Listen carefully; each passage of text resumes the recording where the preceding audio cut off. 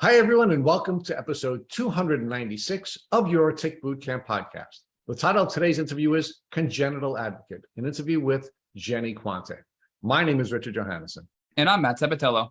Folks, we named this episode Congenital Advocate because Jeni Quante is one of our favorite advocates in the Lyme disease community. She has also had Lyme disease since birth. And as a result of Jeni having dealt with congenital Lyme disease for her entire life, she has become a very effective advocate. She is a registered nurse. She is a fantastic content creator where she creates educational Lyme disease and chronic illness content. But even most importantly, she is really aggressive about advocating for the Lyme disease community. And she is constantly holding us accountable and pointing out where we can do a better job of serving the community. Jeni has done a great job on her healing journey. She has a lot to offer to you. So I'm really excited to introduce to our community, Congenital Advocate, Jeni Quante. Jeni Quante, welcome to the Tick Bootcamp podcast. We are so excited to have you. As you know, we are huge fans and followers and paying attention to everything you're doing. And it's been a long time coming that we've been waiting to have you on the podcast. So Jeni, please say hello to the folks. Hi, thank you for having me. I'm excited too. Well, that's great. I'm glad you sound very excited, Jeni. Thank you for showing. I have a monotone voice. Like this is a reoccurring theme throughout my whole life where people are like, you don't sound enthused. I'm like, it's I don't know if it's like my chronic pain tone or what. So Jeni, let's give the folks a context. So where are you calling in from today? San Antonio. And have you always been a Texas gal? Yep, I've only lived here and College Station when I went to Texas A&M for my first degree. So Jeni, talk to us about your childhood and what it was like to grow up in Texas. It was a lot better being here than it is now in the climate of everything going on. But I had a good childhood. I had very loving parents, unconditional love and support at home, safe space, loving brothers, big families. We spent a lot of time out in the Texas Hill Country, which probably explains a lot of why I have so many tick-borne infections or have had so many in my life.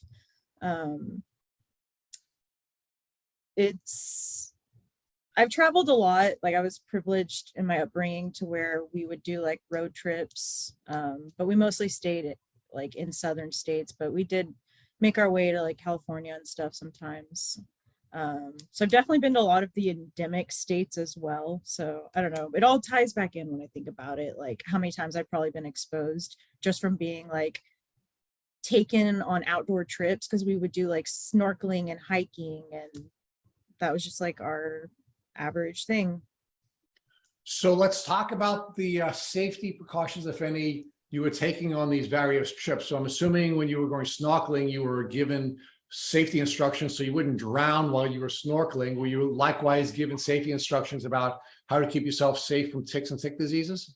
No, I honestly never saw or heard any like public health PSA like sign or promotion or like commercial, like anything like that my entire life until I don't even know, like just the past few years. And I still don't even know if I really see that kind of stuff in Texas. Like it's mainly like watch out for snakes when we're out and about, because that was always the thing that as far as like being outdoors, because like I did Girl Scouts, my brothers did Boy Scouts, and like I said, we had land out in the country, and like I also come from a hunting family, and ticks are all over deer, but no one ever, it was like so much emphasis on snakes but no emphasis on like other things like ticks. And then no education on a lot of vector-borne illnesses when I'd go like for snorkeling and stuff, because my parents would scuba dive, but I was too little, so I'd snorkel. So like, for example, we went to Honduras, and I remember I had to get some vaccines before we went when I was like second grade. But the only thing that really stuck out is they put me on anti-malarials, and and then we like, don't drink the water while you're there. But that was like it. And it's like, who knows I was immunocompromised then. So he's like, who knows how much I brought back into my microbiome and then like contributed to me being so sick the rest of my life just from travel like that. And just the only thing they were talking about was like, oh, you may get malaria, so let's put you on anti-malarials. But that was it. It's like just no.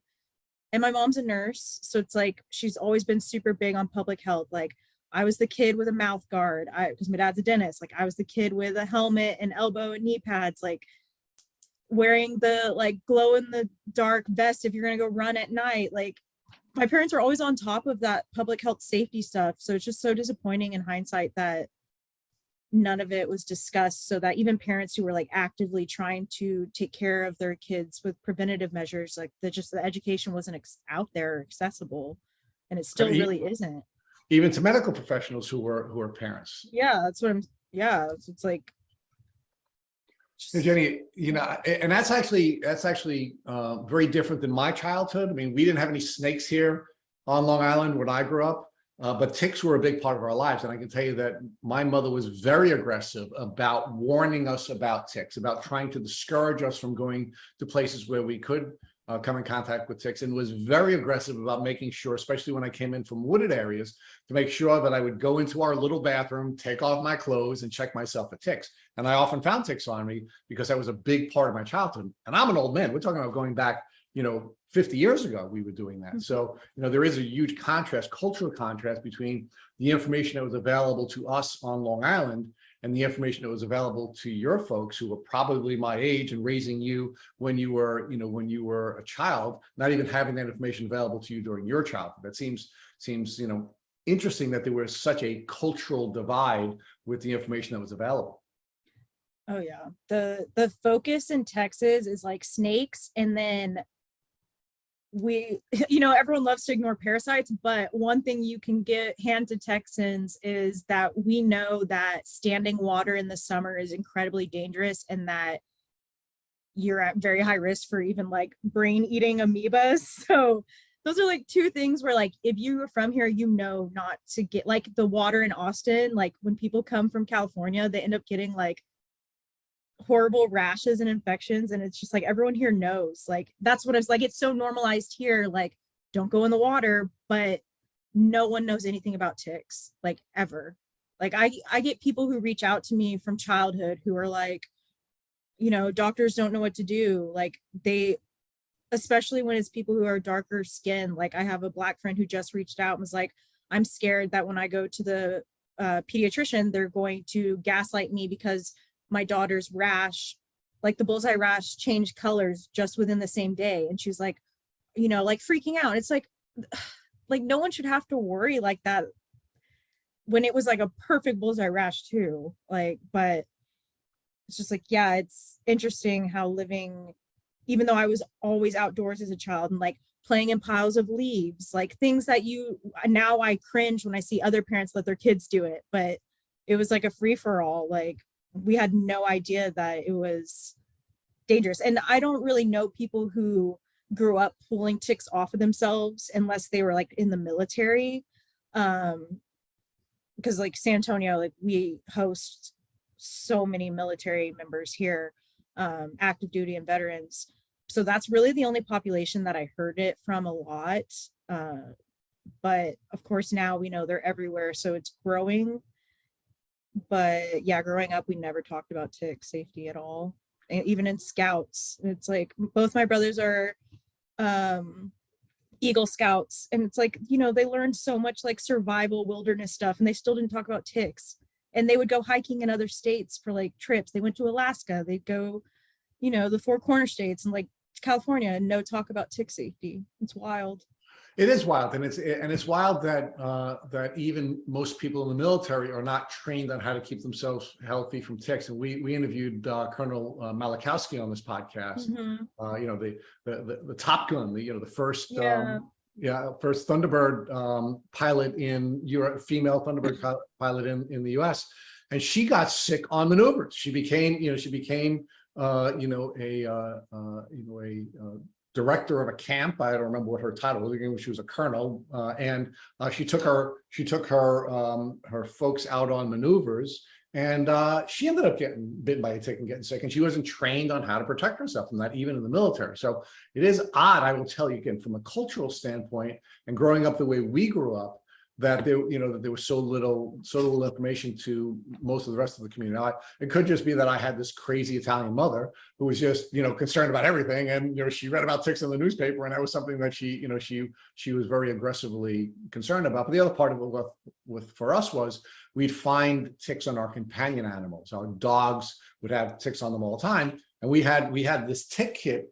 As you walk into our house, our side door, which, by the way, you'd never go in the front door in an Italian mother's house. So as you're going in the side door, there was this janky tick kit that had Vaseline and tweezers and matches. And we would, when we came in the door, we'd be checking ourselves and checking our animals before they would come into the house. So, that's how far advanced we were 50 years ago, Jeni, than folks are, even today in some parts of New York. So, talk to us about your passion for nursing. Folks know that you're an RN because of your leadership in the community. You're well known, but talk to us about when you became passionate about the medical community and how that developed for you.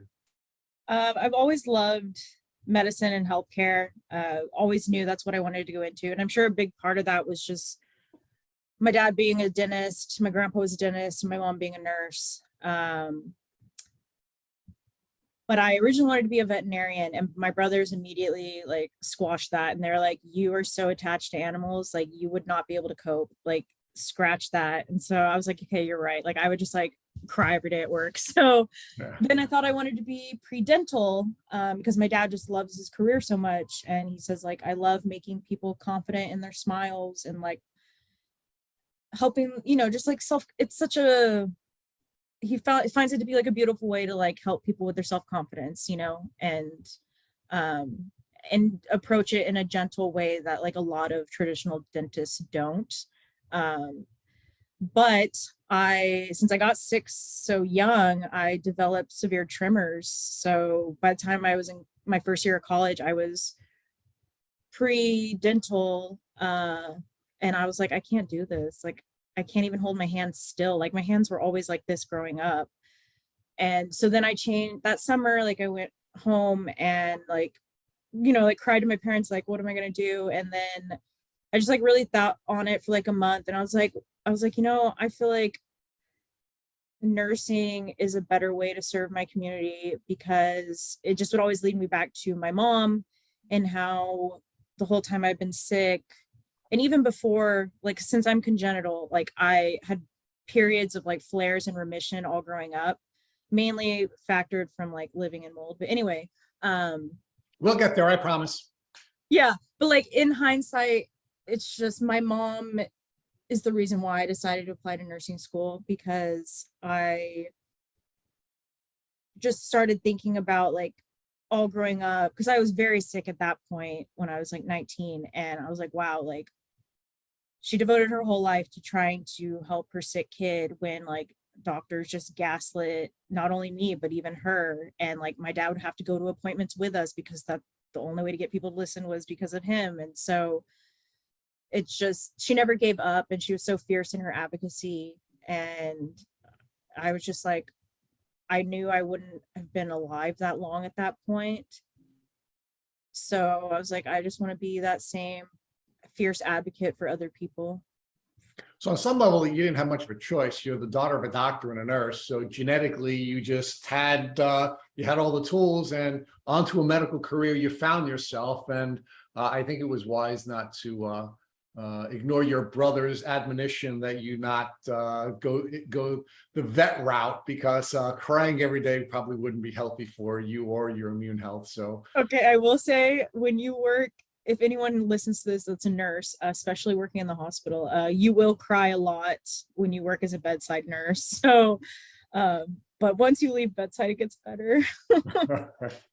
So Jeni, talk to us about where you went to college and what was that experience like for you? So I went to Texas A&M University. I graduated after 3.5 years. Congratulations, great school and short window.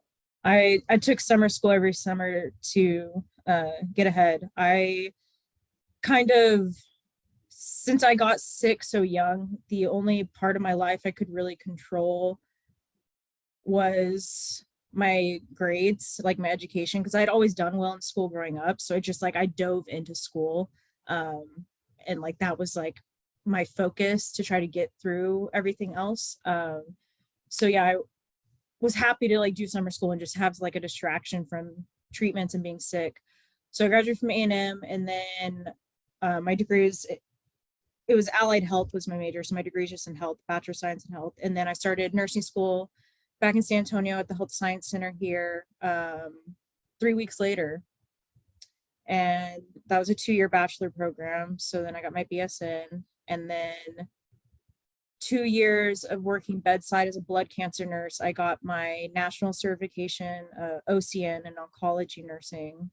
So it's just like an extra certification within your specialty that's credentialed. So that's my educational background.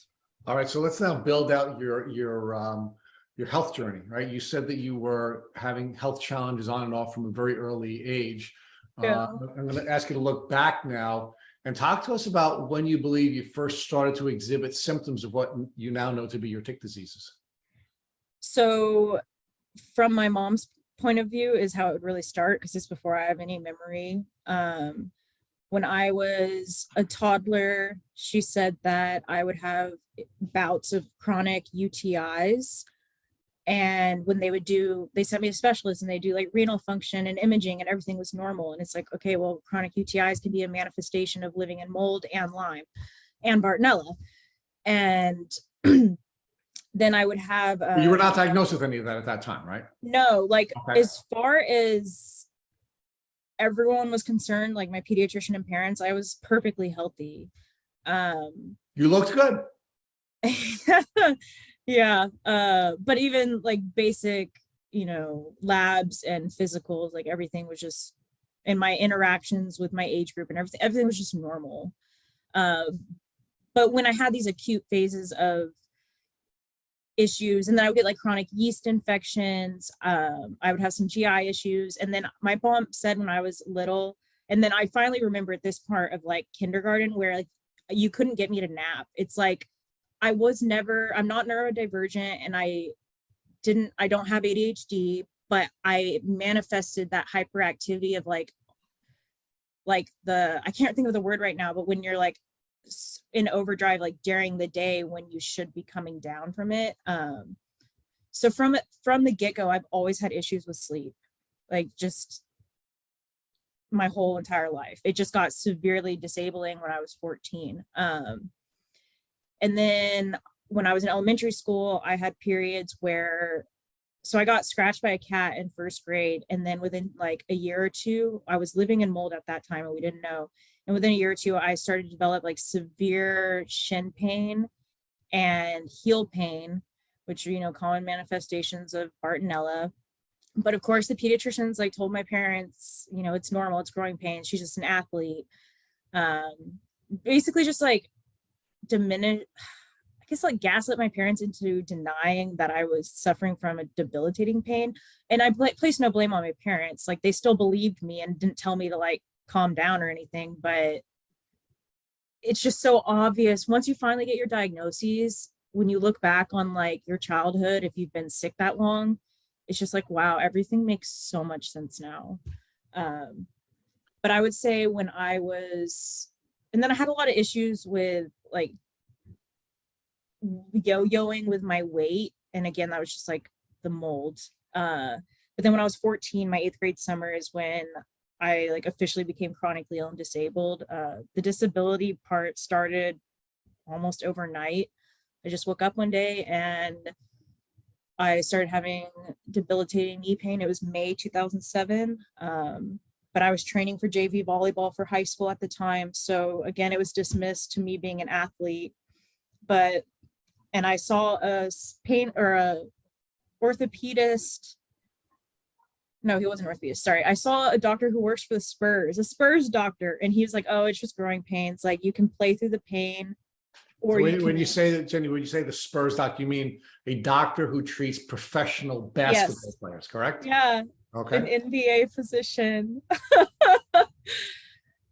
Obviously, I'm not gonna like name shame, but it's just like that's how. I mean, so many people have these stories where it's just like really prestigious doctors who take care of important, prestigious people, and it's just like they don't even know the reality of this because it's like debilitating knee pain overnight. Like Lyme disease should be included in a differential immediately, regardless of where you live, especially in children. Anyway, so it was just, this was the worst advice I could have heard from the get-go, is to tell a child going through puberty who's like wanting to fit in, like, you can play through the pain if you want, it won't make it worse, or you can rest and like hopefully you'll get better, but you won't make it worse if you keep playing. And so that was just like a horrible toxic mindset that I went into being disabled, like as a 14-year-old. It was just like, it just made me worse trying to play through the injuries. And then within like 2 to 3 months, I started having like severe insomnia. Like I was staying up till 5 or 6 a.m. and then I was sleeping through school all day. And I started having a lot of depression and anxiety issues. And then I started manifesting a lot of symptoms of babesia, like the drenched sweats, But you still especially at didn't night. know, but you didn't know that at the time, right? No, like we Okay. just had no idea. And it's hard for me to remember because I think it's just like part of it is I was just so sick, and like neuroborreliosis, it's like it's hard to remember a lot of what happened. And I was so young that my mom was handling most of the medical like conversations and scheduling and all that. But then also it's probably a contribution of like complex PTSD where part of it's like blacked out because it's just so traumatizing to like think back Or, on. yeah, or just emotional rationalization. Right? That's how our mind protects us, by allowing Yeah. us to forget the pain that we were in during different phases of our lives.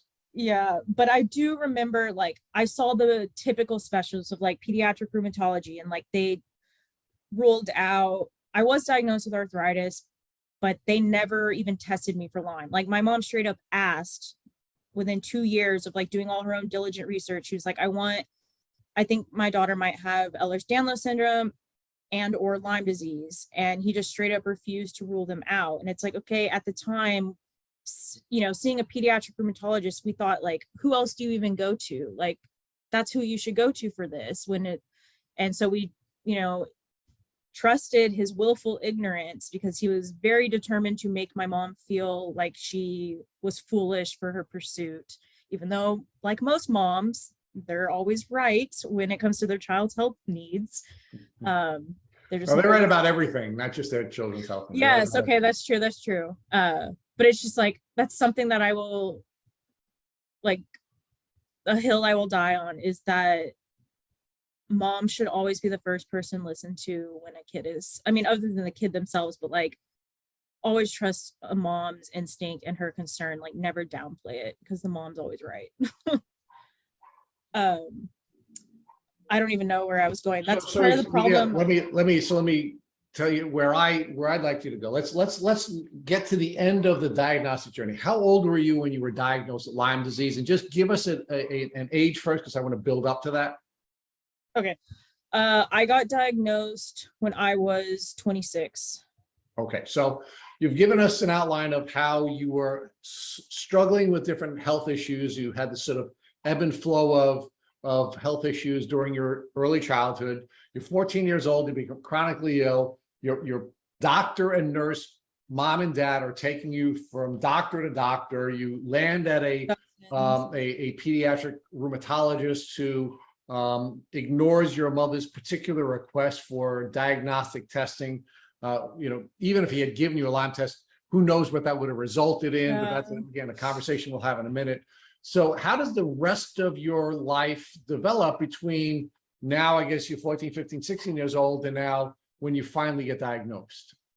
A lot of suffering and misery and confusion and anger. That same physician, because I'd also seen dozens of orthopedists, because my main issue, like, of course I had systemic issues, but my main disability from Lyme was the knees, and then needing knee surgeries. And I had to see dozens and dozens of doctors before someone knew what was wrong, synovitis, to do the surgery. So that doctor, the pediatric rheumatologist, I think I was 17 by that time, and I'd already had both knee surgeries. He diagnosed me with fibromyalgia, and that was my blanket label from age 17 to 26. And in that meantime, I kept seeing doctors, not getting any help, and then switched to an adult primary once I was 19, because, never got any help from my pediatrician. And then he did so many different modalities with me. Like, he's very big on integrative medicine. He's part of why I'm so into integrative medicine, because seeing my own medical doctor embrace it really made me embrace it even more. And I tried everything in Western and holistic medicine that you would do for something like fibro, and I never made any progress. Like, I didn't even want to be alive. I was so miserable. And then finally he tested his sickest patients for tick-borne diseases, and we all came back positive. Like, all his sickest patients who weren't making any progress with whatever diagnosis they had at the time. So that's how I finally got diagnosed. So a good doctor. and Matt's going to spend some more time building that out with you, but let's stay with the fibro for a minute. So that seems to be like this catch-all diagnosis that doctors love to give to folks.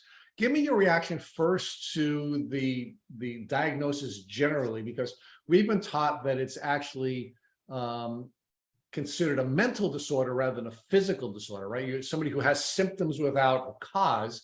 So how does it feel to be diagnosed with, this sort of catch-all diagnosis? And what did it mean to you when you were first diagnosed with that?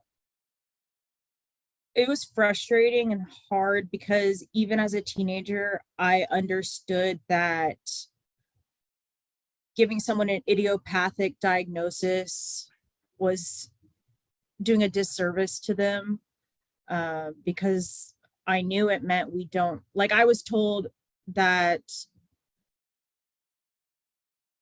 like, a trigger of me starting JV volleyball is what, like, flared the fibro to come out of dormancy or whatever.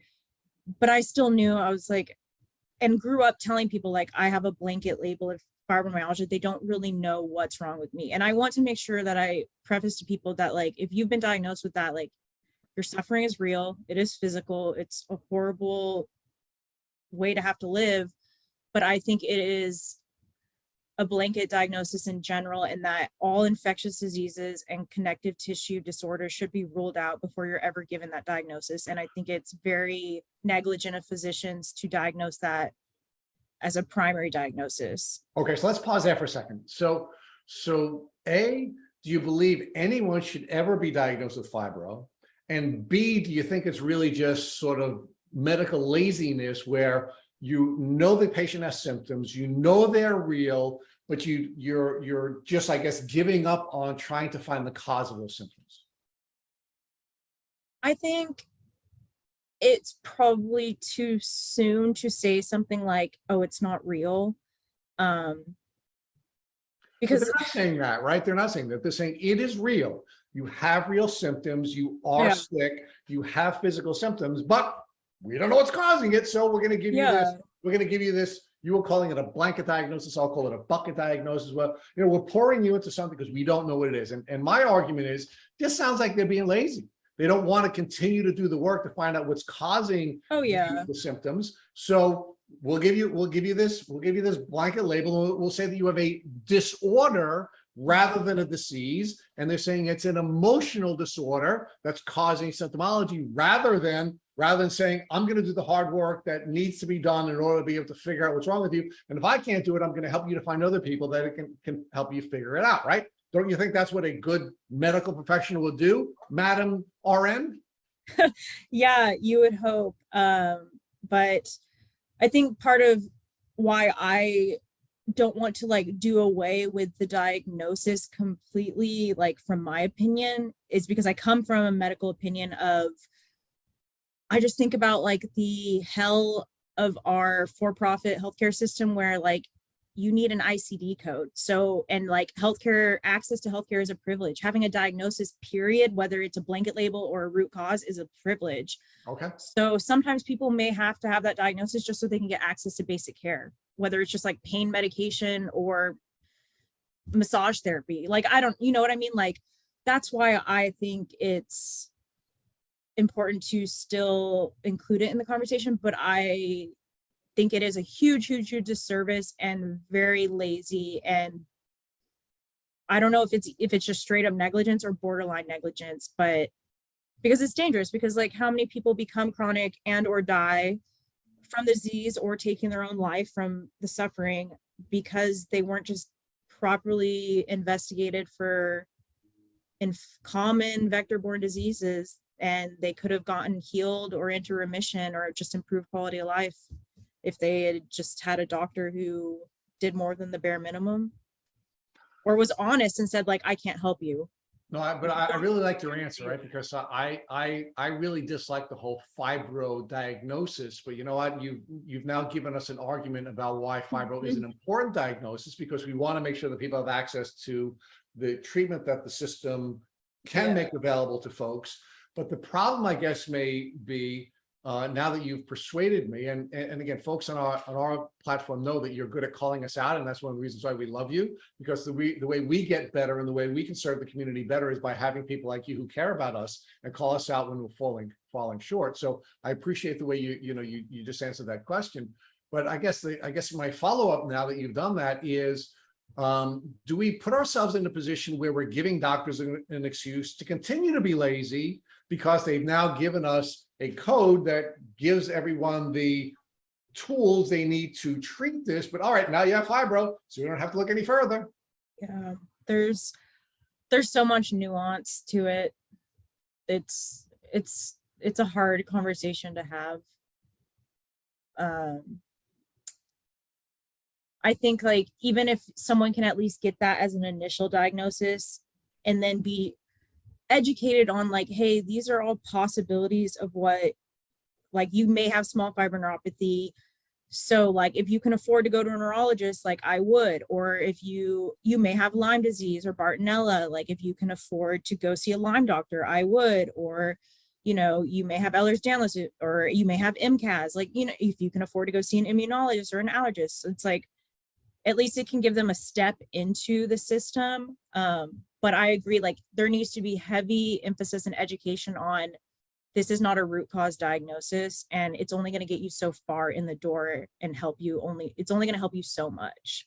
Because that's a huge thing. A part of why I'm so passionate about nursing is because like a pillar of nursing is the patient education.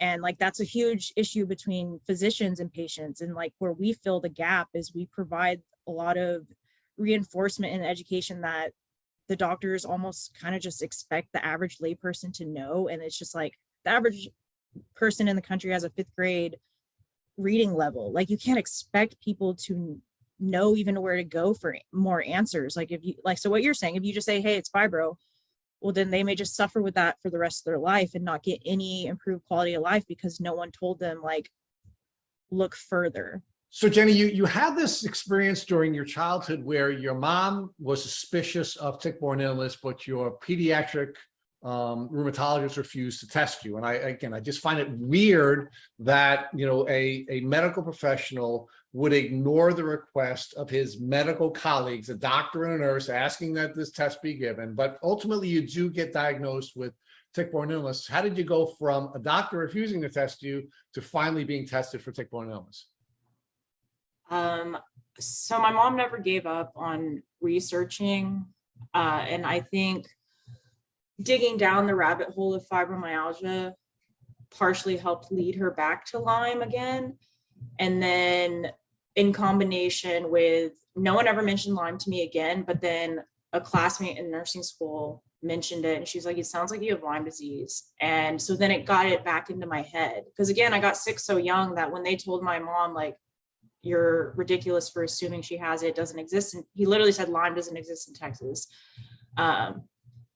So, I just listened. I was a kid. I was really raised with doctor knows best. And then we all were. Yeah. Like, in our culture, we all hold doctors in high regard. And in most cases, like people like your dad should be held in high regard, but it doesn't mean that we should be handing our health to other people, right?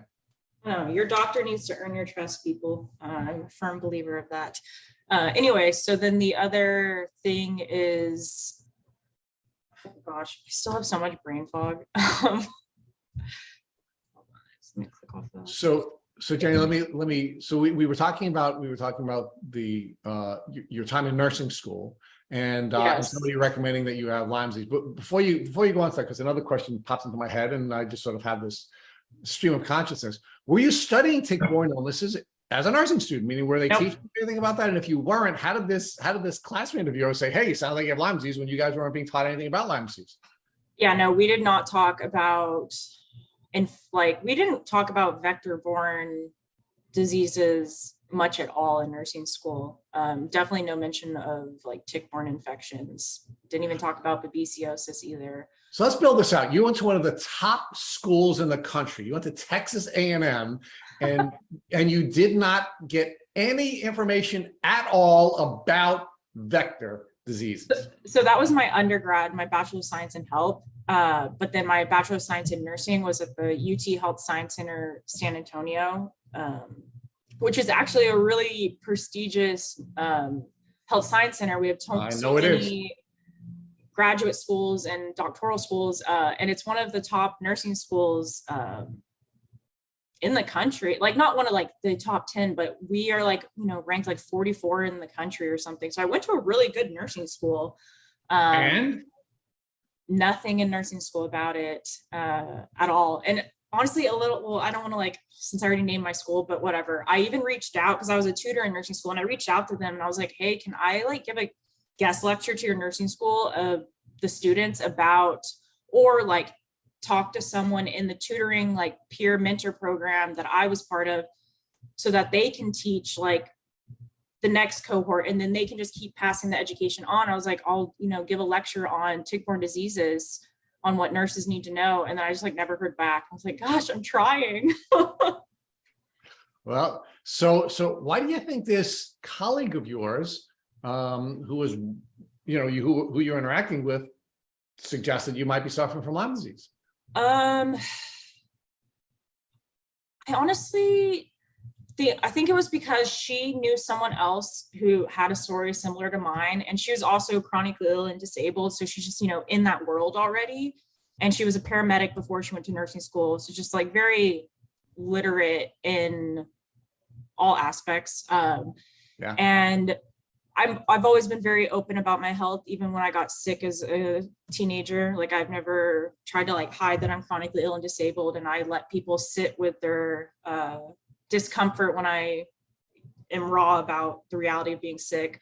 So I was open about that in nursing school. And, I even had disability accommodations for like testing. So she knew my story. So I think it's just like hearing my story and then knowing that she had heard someone else with the same story, but she didn't. I wish that she had like aggressively pushed it on me the way that I do to like other people, especially because we were more than just like, we were friends. So it's like, be aggressive and get me tested. So, but obviously no fault to her. Like, it's wonderful she mentioned it, but that was 2015 and I didn't get diagnosed for 3 more years.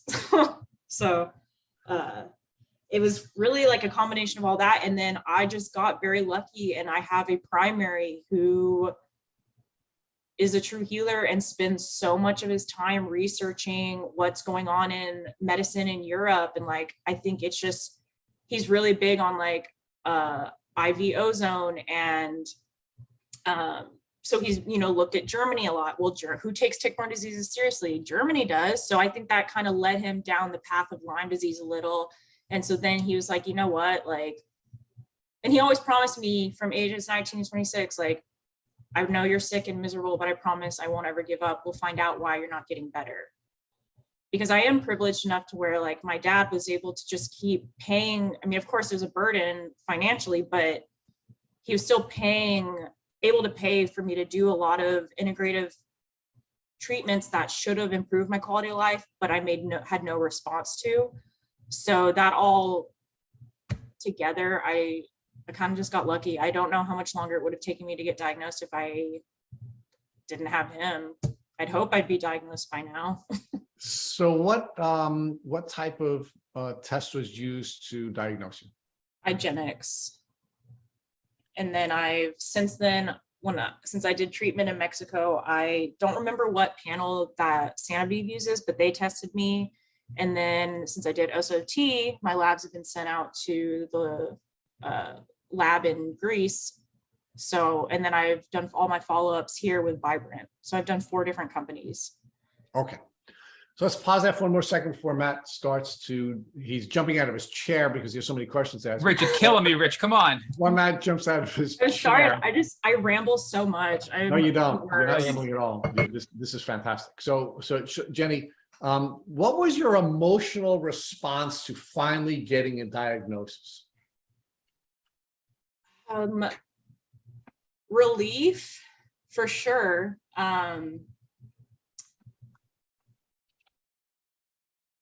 It's relief in like 2 different ways. Because like one, it meant, at least I thought it meant navigating the medical system was going to get easier.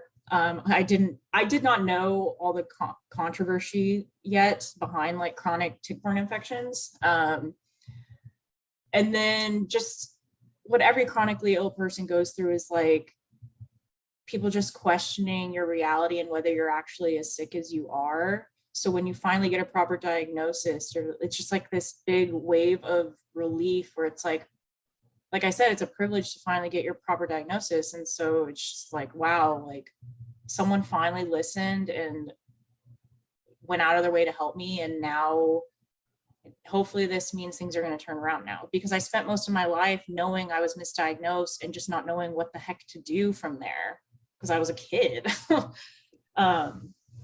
So in hindsight, I'm like, I should have known it was like a lot of pros and cons to getting the diagnosis, but I felt just the pros of it at the time. But Jeni, you're not alone. When I first got diagnosed with Lyme disease, I didn't even know what it was. Never mind that it can be a chronic, persistent, debilitating infection. I'm like, what is this, right? So that's most people, unfortunately. It's not uncommon, and that's something we're together trying to change. But walk us through your over a 12-year journey from the time you were 14 to 26 to get your diagnosis. When you did the IGeneX test with your doctor, did you just look for Lyme disease, or were you looking for co-infections as well at this time? We did co-infections as well. I came back positive for babesiosis, so Babesia microti and Babesia duncani, ehrlichiosis, and tick-borne relapsing fever. And then I think I had like 13 different strains of Borrelia. So that's not not bad at all in the scheme of things, right? 13 strains of Lyme, 2 species of Babesia, Ehrlichia, tick-borne relapsing fever. That sounds like that would cripple anybody, Jeni. My goodness, come on. So again, when obviously for you, because you were new to this really couldn't make much sense. But your doctor, who was studying all of this overseas work and studying tick-borne illness and who was getting, becoming Lyme woke and tick-borne illness woke, did he realize how severe these diseases were and the reality of what your treatment journey ahead was going to be like for you? Not yet. He's fully on board now. Like he read chronic before I did. He read bitten before I did. So he's really like, it's just he's a primary, so he'll never have the opportunity to dive into this the way like a Lyme literate physician can. But no, at the time he just did me on all the traditional. He understood that I needed to do like at least 6 weeks versus like, oh, here's a week or 2 of doxy. And again, he was well versed enough to know that he needed to do a full panel for co-infections as well. And so I just did 6 weeks of all the traditionals of hitting everything I labeled, and it knocked out it knocked out everything except both Babesia strains, Borrelia burgdorferi, and yeah, that's it. Everything else was able to be knocked out with the traditional treatment, thankfully. But then I treated so I did that, and then I got so sick on that. And then I did Buhner's protocol with him, but at the time still had no concept of opening my detox pathways. Like I was pooping once a week. Like I was not going to make any progress doing that. So I did Buhner's for like a year, Buhner protocol, didn't make any progress. And so then finally, I don't know if it was like at his push or my mom's push or what, because I was so sick at the time. But then I finally, January 2020 is when I started seeing my Lyme doctor. So Yeah. Sorry, Jenny, I just want to recap that. So you did doxy for 6 weeks, which got rid of the tick-borne relapsing fever and Ehrlichia, but left a lot of the Lyme and the 2 species of Babesia behind. And then you did about a year of the Buhner protocol, which is an herbal protocol, right? That's supposed to knock out Lyme and tick-borne illness. Yeah, but I didn't do just doxy when I did my original. Like I was on like 3 different antibiotics, and I was on, I don't know what, hydroxychloroquine. I don't remember what other anti-parasitic I was on, but like we hit it hard. But of course, when you're like, I'm congenital, obviously like PO antibiotics aren't going to do anything for me for Lyme. And then Babesia, I'm still not even in remission with that. So like the traditional anti-parasitics weren't going to hit that. I've been symptomatic of that since high school. So I knew it was going to take a long time for that too. Well, now I know that. But the fact that this was a regular primary care doctor who was just learning as he went along about Lyme disease, I think he did a pretty good job at diagnosing you, treating you with this cocktail of antibiotics, knocking down some of the pathogenic load that you had in your body from this congenital Lyme and tick-borne illness, and then to put you on an herbal remedy afterwards. I think it's very interesting also that a primary care doctor would put you on the Buhner protocol, right? So I think that's a really great start that you were off to, but you weren't doing anything to really detox or open up your drainage pathway. So were you feeling any better at the end of this, a little over a year plus 6 weeks of antibiotics, or were you feeling kind of like worse because of all of the toxins building up in your body from all the treatment you got? Up and down. Like, of course, when I was like first seeing acutely, way worse.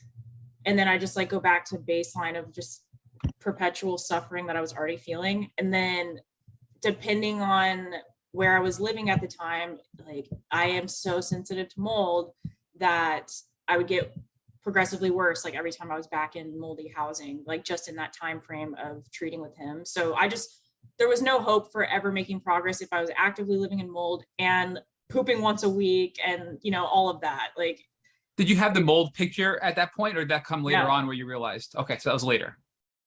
Yeah. And what about the congenital Lyme, Jenny? Was that something that you were aware of at this point, or did that come later in your story as well, where you learned that? Later. Okay. So talk to us about your transition over to the Lyme literate medical doctor in January of 2020. Are you comfortable sharing his or her name first? Yeah. My Lyme doctor is Amy Offit. She's on the ILADS board.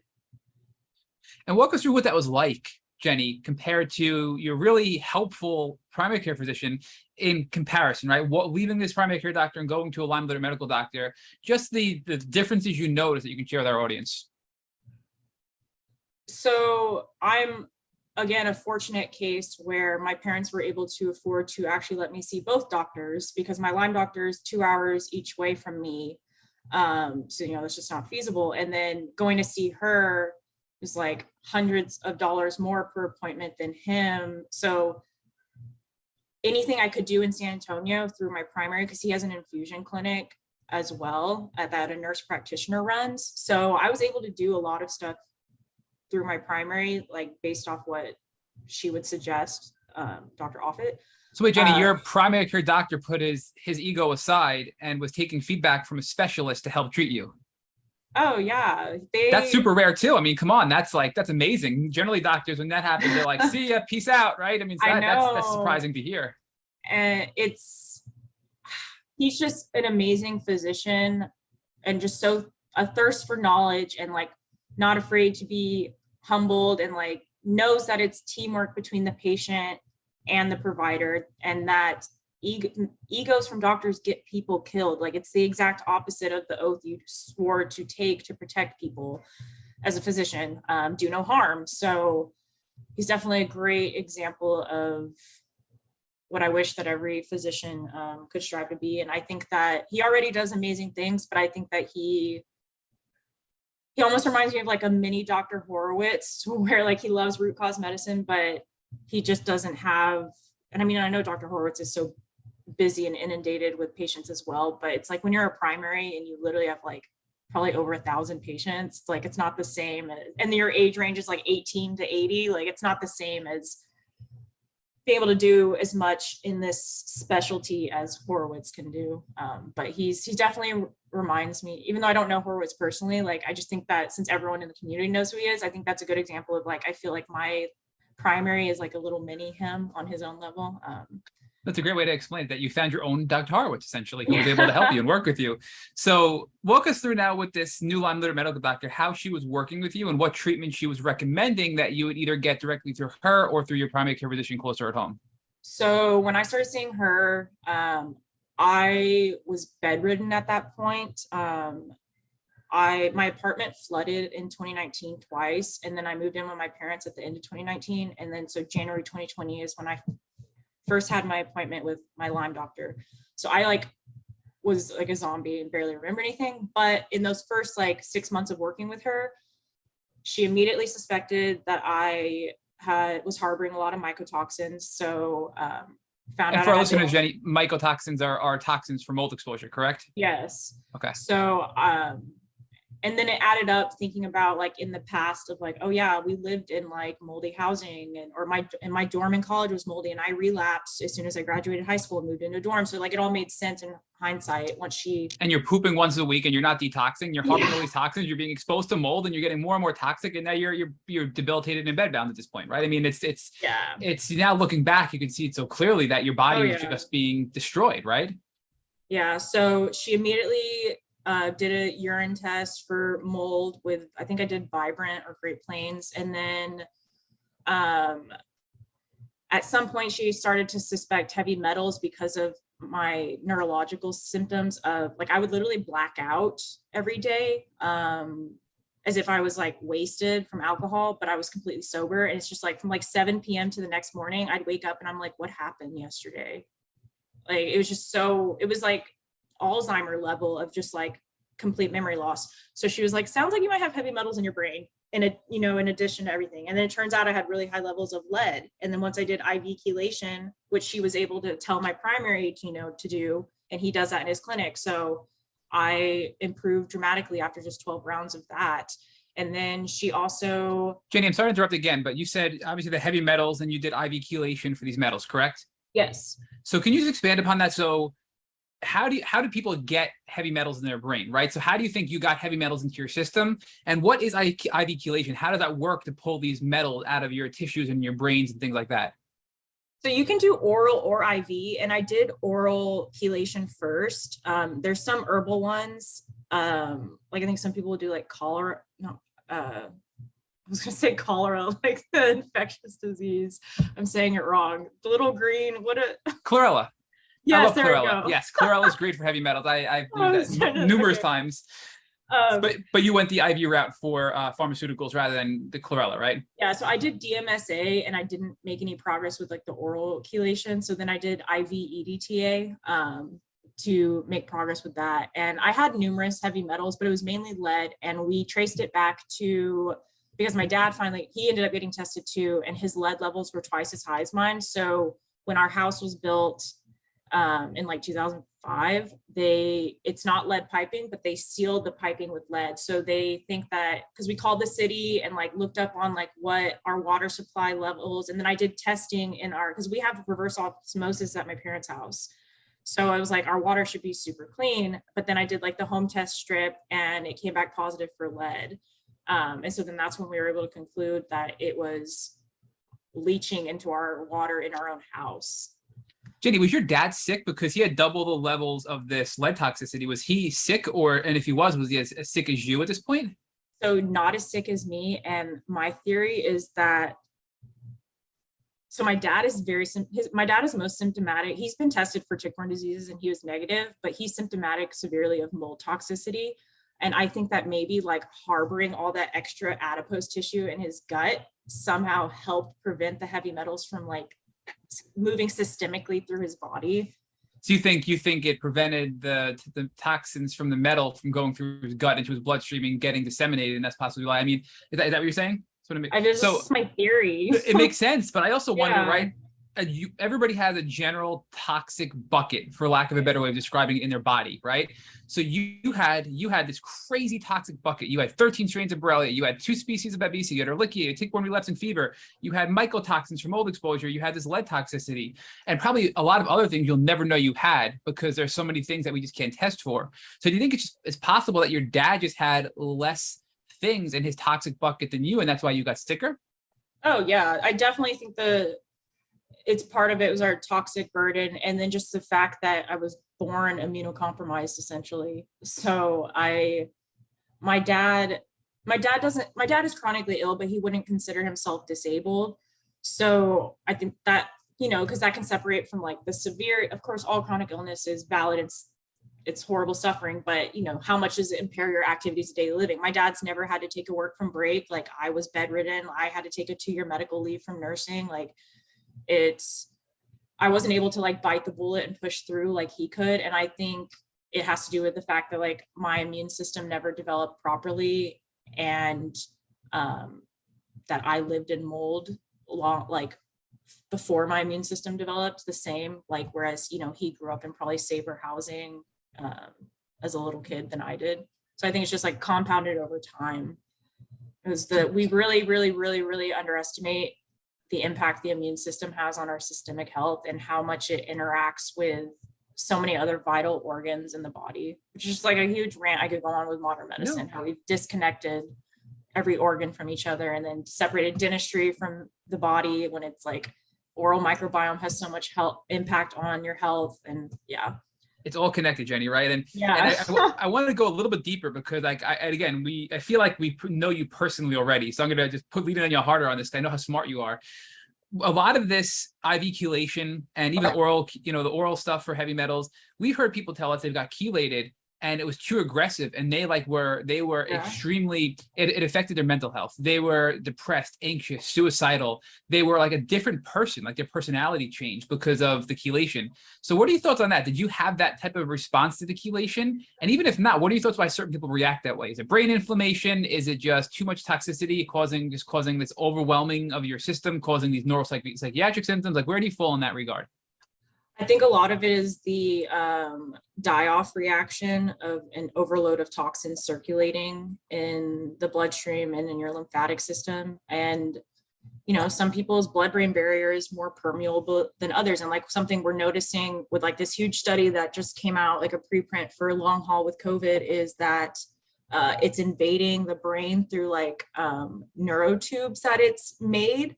So when you think like, well, what other like, it's possible that this has maybe been happening to like other people who've been exposed to viral infections in the past, even if they've been deemed, you know, more mild than COVID. And I want to use like quotation marks there because, you know, depending on your body, nothing is mild compared to others. Anyway, so that's just like another thing I was thinking is just like the gut permeability can happen when you're chronically ill. Well, what about like the brain permeability in chronically ill people? So like, it's just like another thing that we just don't know all the answers because there's not enough research into this. Like we just don't know.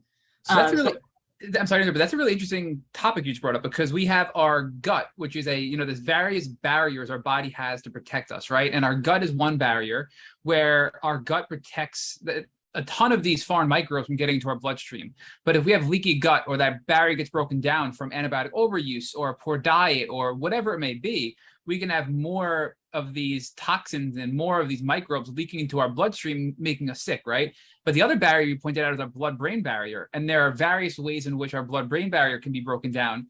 And if it's broken down, then possibly we're having more of these neuropsychiatric symptoms as a result of treatment because those toxins and that die-off is getting, I guess, essentially flushed or circulated through our brain is what you're saying. Is that what I'm hearing from you, Jeni? Yeah, I feel like that's one possible explanation. And then it could also just be, and this is why whenever I like make TikToks and stuff, I always try to harp that it's so important that you don't try to do any of this stuff on your own without a practitioner's guidance.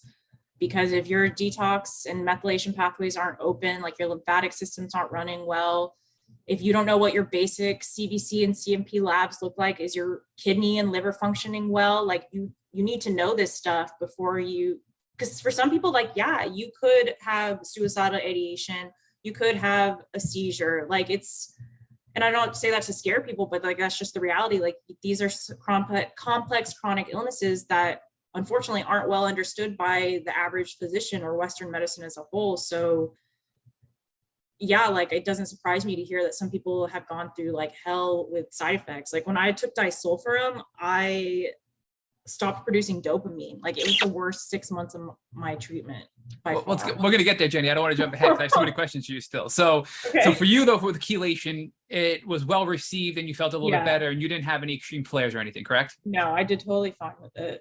Okay, so you did the chelation, and now let's continue on. So with this doctor, in addition to chelation, with the Lyme litter doctor that you're seeing, what else was she doing with you besides chelation? And prior, obviously, you did the antibiotic cocktail and the herbs. What else was going on in your treatment here?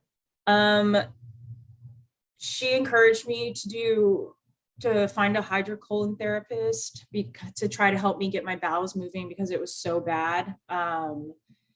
And so I did that once a week for 6 months to try to get the process going because I just had been chronically constipated like my whole life. And then what else? Was that helpful? Like walk us through, like obviously like you don't have to go into detail about the process, but once you started getting your bowels moving, were you feeling any better? Was it helping flush things out or were you really not seeing any results from that? I would get relief for like a day or two and then just like go back to like my horrible baseline. But I'd say aside from like my joints being heavily attacked, like I'm obviously not on Megan's level, like bionic woman, but after my joints, I would say that my gastrointestinal system is like the most impacted after that. And then neurological would be next. But so I've had gastroparesis. So it's just like, I'm constantly battling like SIBO and opportunistic gut infections. And it's just like a never ending battle. So, it can take years to heal a leaky gut. So is that what gastroparesis is? Can you just give us a quick explanation of what that means? So gastroparesis is when you have damage to your vagus nerve. It's autonomic dysfunction. So like a lot of people in the Lyme community will have dysautonomia, like the main manifestation subtype being POTS.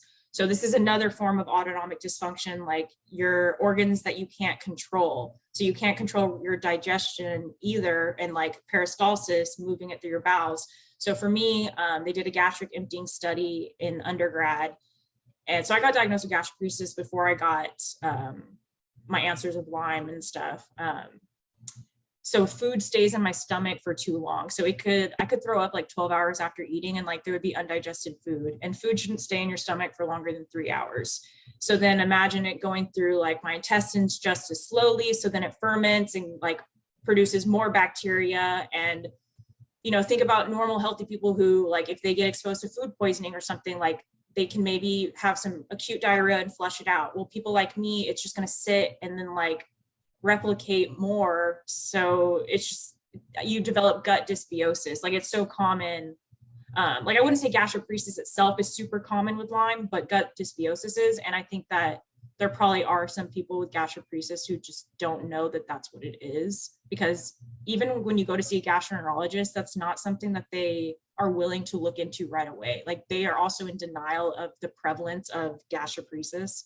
Because I think I had to see my GI for like 2 years before he finally diagnosed me with gastroparesis. So Jenny, what else were you doing at this point? Was there anything else you were doing with this Lyme litter doctor? We did talk about the chelation. We talked about some of the colonics. We talked about, I believe that was it so far. Is there anything else with this new Lyme litter doctor you were doing? So she emphasized detox work a lot. So I did like, bitter herbs, liver support, stuff like that. And I started to get as diligent as I could with my infrared sauna. I could only tolerate like 5 minutes every 4 days for like the first few months. And then slowly over time, now I've been using it consistently for like the entire pandemic. Cause I was bedridden like when COVID hit. Now I can sit in there for like an hour every day if I wanted to. I can tolerate it that long. And I contribute like my infrared sauna, just like sweating every single day, to a huge part of my healing, because so much of why we're all, individual bodies in this complex conditions. But for me, I think like a lot of it was my toxic load of just environmental toxins, because I also ended up this past year, I had urine testing for environmental toxins with my Lyme doctor. And like I had BPA, glyphosate, perchlorate, just like through the roof, like just full of like endocrine disrupting chemicals, and it's just so then I did like a recheck after I kept diligently using my sauna, and like it was going down, as well as my mold. Like I've rechecked my levels of mold like 3 times since my original labs in the beginning of January 2020. And I'm down to 2 strains of mold, and I think I had 6 when I started, and they were all in the red. And now the last 2 are just like at the cusp of yellow. So, and then I was on cholecystramine for like 5 or 6 months to first try to hit the mold as hard as I could, the prescription antifungal. And then, you know, taking a binder diligently is really important. Like, I really wish that doctors would emphasize that. So really with your Lyme litter doctor, you focused on making up for the deficit that your primary care physician had, which again, no fault of his own, but with your new Lyme litter doctor, she was focusing on your detox, your lymphatic system, getting these toxins out, and really helping your body do what it was designed to do and get these toxins out of you, so you're not so toxic and not so inflamed, and you can have some symptom relief, basically, right? Yes. And I think part of what led her to dive in, like, obviously, like a lot of Lyme doctors, it's common for them to immediately think mold if you are a chronic tick-borne patient, because that's a huge reason why people don't get better. But diving into more of the environmental and like heavy metal industrial toxins, I think that's because I had done ozone like in different routes on and off for years already, and I never even herxed from ozone or had a reaction. And so from her, and then I consulted with a Lyme literate doctor in Mexico, and together, talking to them, we all concluded that it's more that maybe because I wasn't responding to ozone, it was more like some environmental toxins at that point than some of the infections anymore, if that makes sense. It does. No, absolutely, it makes sense. Your process of elimination, you're making deductions based on what's happening in your body and based on your body's response to treatment, for sure. So it sounds like you were doing pretty well with this Lyme litter doctor. How long were you with her for? And if you were doing better, why did you decide to make a pivot? Because I know at some point you went to, sounds like Sanofi in Mexico. So is that after this Lyme litter doctor? So I still see my Lyme doctor, but I actually had an appointment with her like a few weeks ago, and she was like, okay, well, we can book you for a year out, but if you don't need me, then I guess I won't hear from you for a year, which was weird because I was seeing her like every 3 to 6 months since I started seeing her. And she even had to have me hospitalized once, where like she had to call the hospital because they wouldn't admit me. Like she's fierce, love her. But so I was with her from January to July. I was on disulfiram. That was the first, aside from treating mold, I was also hitting Lyme, and I was on different antiparasitics, but I did not tolerate them. Like Mepron is what landed me in the hospital, and that's when they wouldn't admit me. And she was like, no, like you're giving my patient a bed. So you did this with your Lyme litter medical doctor, disulfiram and Mepron and the antiparasitics and the babesia treatment. That's still with your Lyme litter doctor, correct?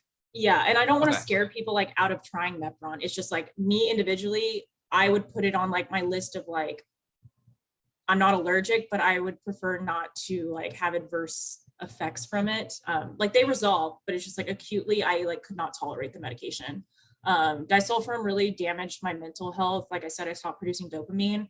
But at the time I was also still, so I moved out of my moldy apartment into my parents' house, and they had already remediated because we found mold in like 2018, which is why we weren't surprised when my Lyme doctor was like, oh yeah, mold's why you're still so sick.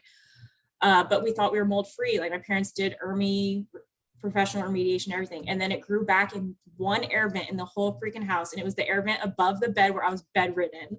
So that's why we— You gotta be kidding me. Yeah, I know. What are the odds? It's hell. So I think that's part of why I didn't do well with disulfiram. But then from speaking to a lot of other people in the community and my Lyme doctor, it's just the general conclusion is like, it's like taking Dapsone, where it's just like, it's going to be hell when you're on it. And some people, it could be like the answer for them. And then for some people, there's no progress. And then, you know, and then some people may be worse. But again, that's like almost every single intervention for Lyme. I mean, Jeni, that's been our experience as well. I mean, look at Brooke Stoddard, right, from Generation Lyme. We interviewed him almost 2 years ago, and you know, disulfiram was what helped him get his health back and his life back. Yeah. But other people we've talked to who have done disulfiram, it's damaged them and made them worse because and in many cases they went on it too quickly. We know with disulfiram, you're supposed to start really, really slow, like with baby doses and build up. We've had people tell us that impacted their mental health and physical health, and they've been worse as a result of it. So I think it's one of those tools you have to approach with caution, and it could be good for you, but maybe not be good for you. Just like you said, everything else that's out there, right? So for you though, the Metbaron was too strong, so you couldn't handle it. That landed you in the hospital. The disulfiram was causing you severe psychological problems. How long were you on the disulfiram for before you decided to go off it because of the impact it was having on your mental health? So one thing about me is that I am incredibly stubborn, and if someone tells me to push through a treatment, I will try to do it. So my family kind of, and I don't want to guilt them, but like my family begged me not to stop the treatment because they really, really thought this was going to be like the turning point for me. So I did the full 6 months of like a slow taper up to the full dose, and then the slow like 2-month-long taper back off of it. So I was at the highest dose for like 4 months. I don't remember what it was, 'cause it's like 2 years ago now.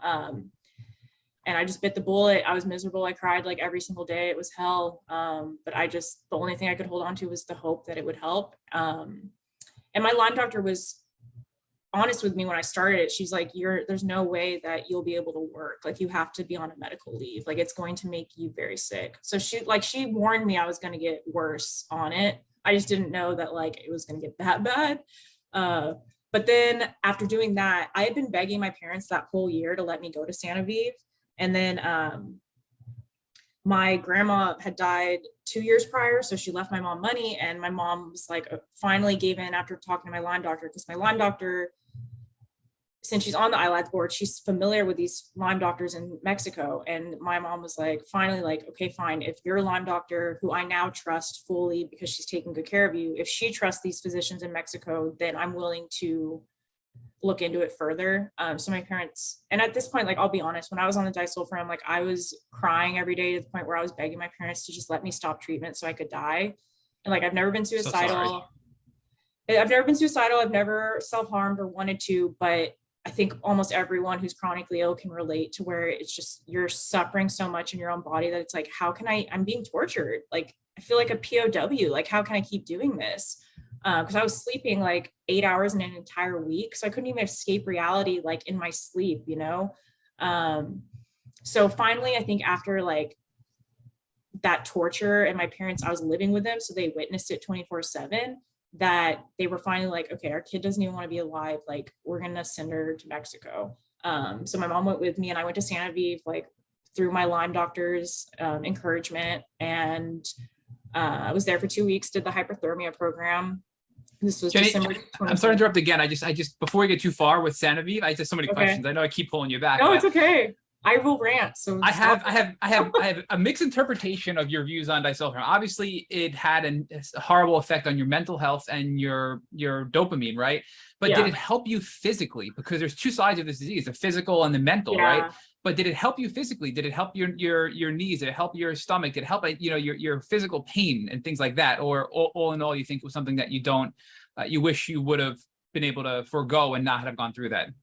I did not respond to it. So I don't blame anyone. I don't blame my family for pushing me through it. I don't guilt myself over it, because, you know, you don't know until you know. And I don't blame my Lyme doctor. She's doing whatever she can to help me. I owe a lot to her.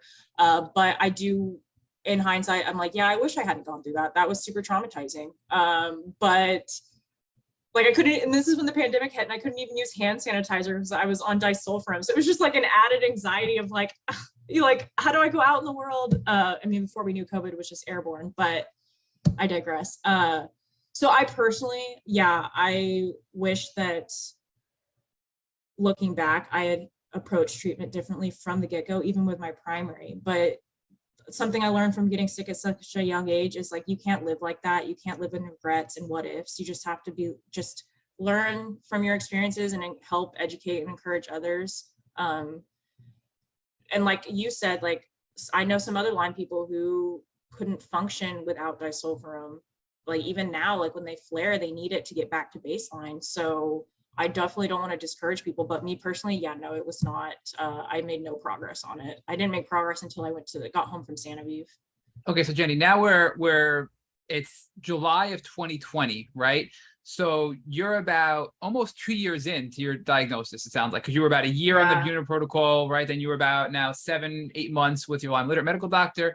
So almost 2 years in, right before Sanoviv, Mhm. were you feeling any better, or was all this stuff just making you herks, and then you go back to your baseline and really weren't improving much? Like, give us a general assessment of where you were health wise right before Sanoviv.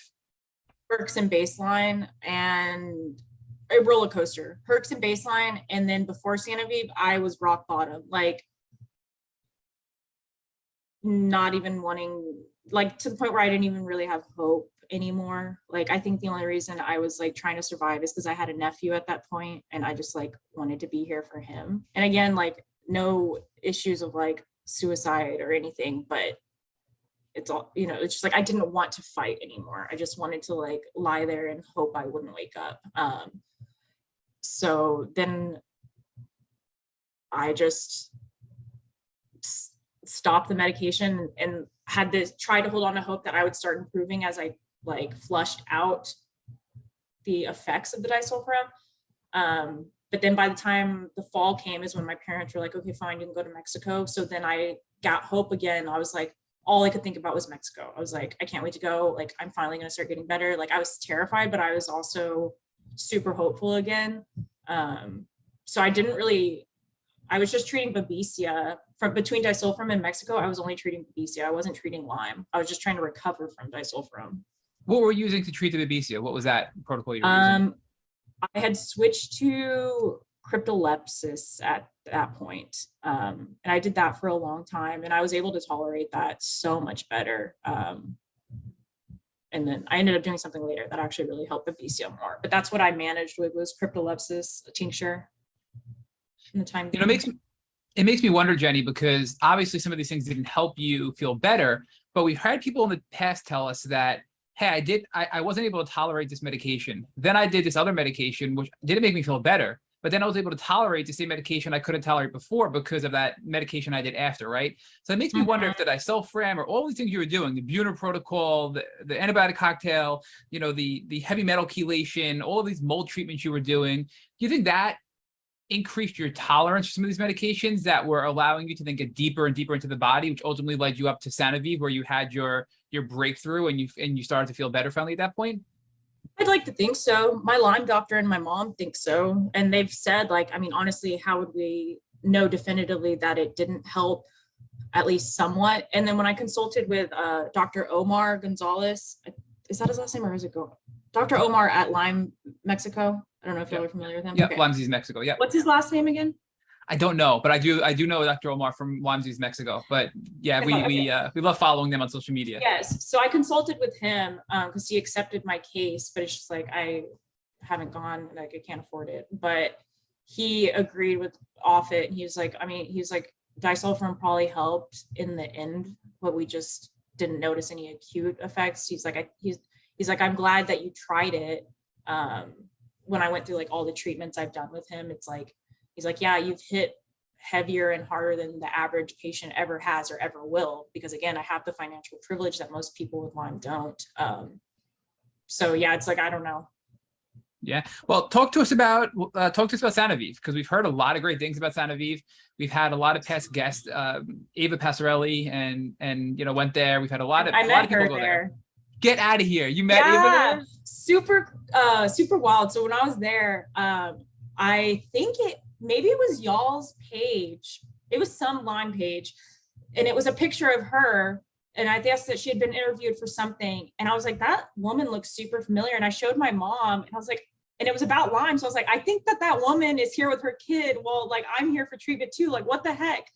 And so of course, like me being super outgoing, I went and like told her that, and it turned out to be her. So it's so awesome that I got to meet Ava and her mom. You met Liza as well? Liza? Yes, I met Liza and Ava. Oh, what an experience that must have been. Yeah, I mean, they had a really good experience there. So walk us through what it was like being there, because Liza and Ava described it as it being not just a great place physically, but emotionally. They were so supportive. They provided therapy. Even though you were out of the country and it can be so scary, they felt so comforted and welcomed and supported there, in addition to getting the treatment that they needed to feel better. So was that your experience as well? Oh yeah. So I felt confident in the grade, like the standard of medical care I was going to receive, because I think a lot of, like, again, being able to go to Mexico for treatment is just a privilege in itself. But I think a lot of Americans practice some xenophobia or racism, not sure which one would be the correct label in this circumstance, of like, oh, healthcare in Mexico, like that's so dangerous. And it's like, okay, well, I'm not going for like laparoscopic surgery or like breast implants. Like I'm, like Yeah. they know a lot about root cause medicine in Mexico. So I felt very confident that I was in good hands. Physicians in Mexico are a lot less pretentious than American doctors. So I think that they're less likely to make these egotistical mistakes that American doctors commonly make all the time. So I wasn't scared in that aspect.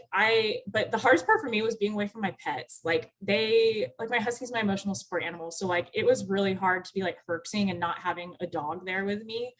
So that was hard, but I agree. Like I felt safe and that the staff was very supportive. And it was very helpful that you're allowed to take like a caregiver or whatever they want to call it there. They don't like to use that word, but that's what I would call my mom when we were there.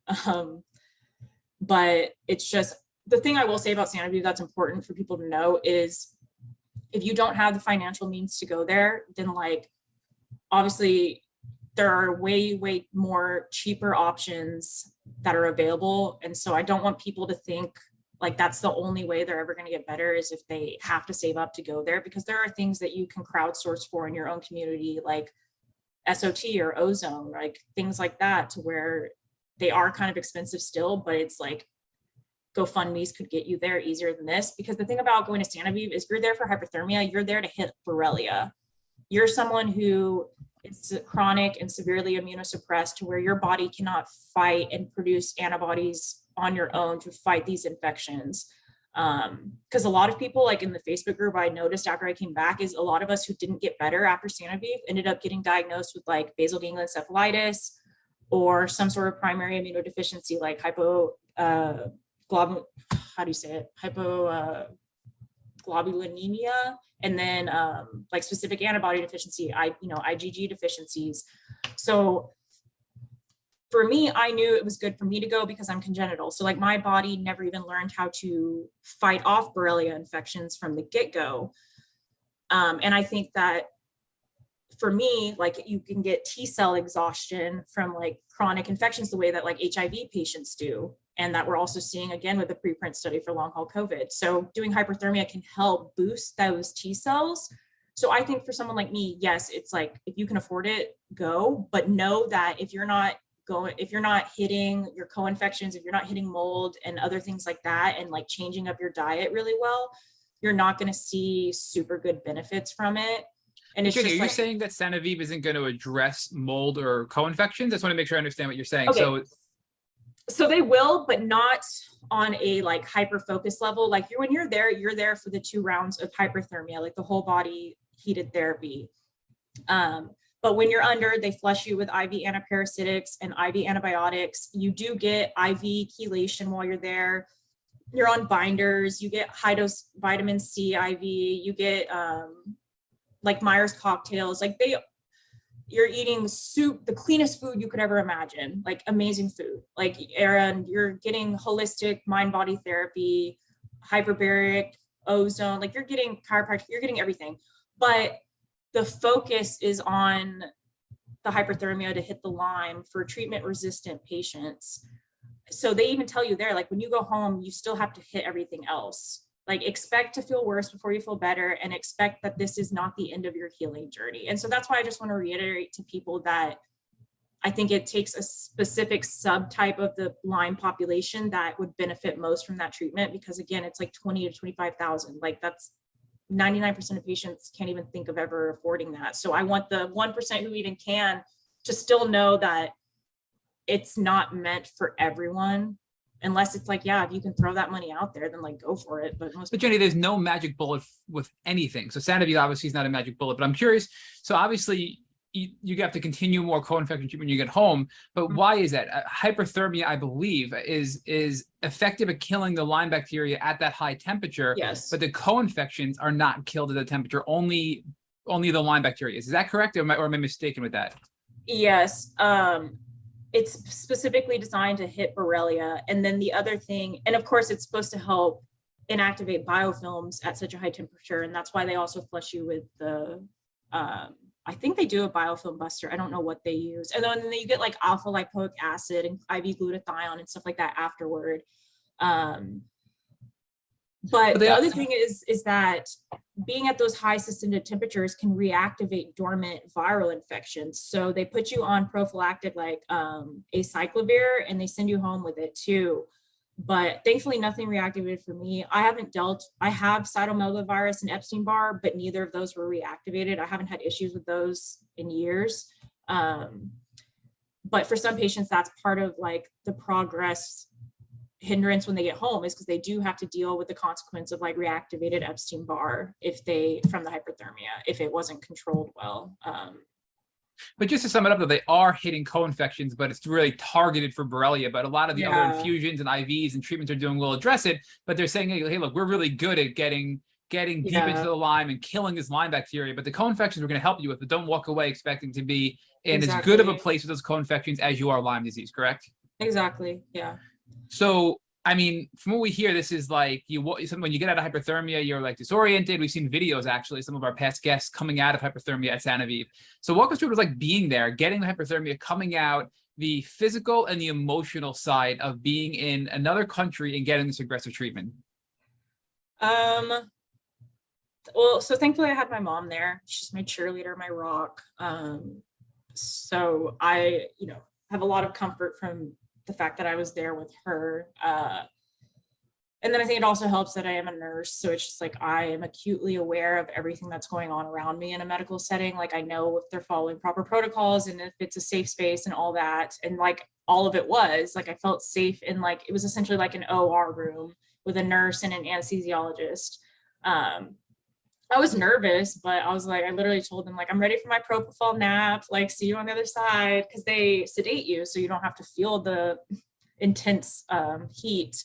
And then you just like wake up in your recovery room and they keep you there for the rest of the day, and you're not allowed to go outside or take a shower because they don't want to exacerbate like a temperature change in your core temp because of, you're trying to come back down. And then I just like stuffed my face with food and water afterward, because the most commonly reported side effect the next day is like a severe headache, but I didn't have that because I am a master at chugging water.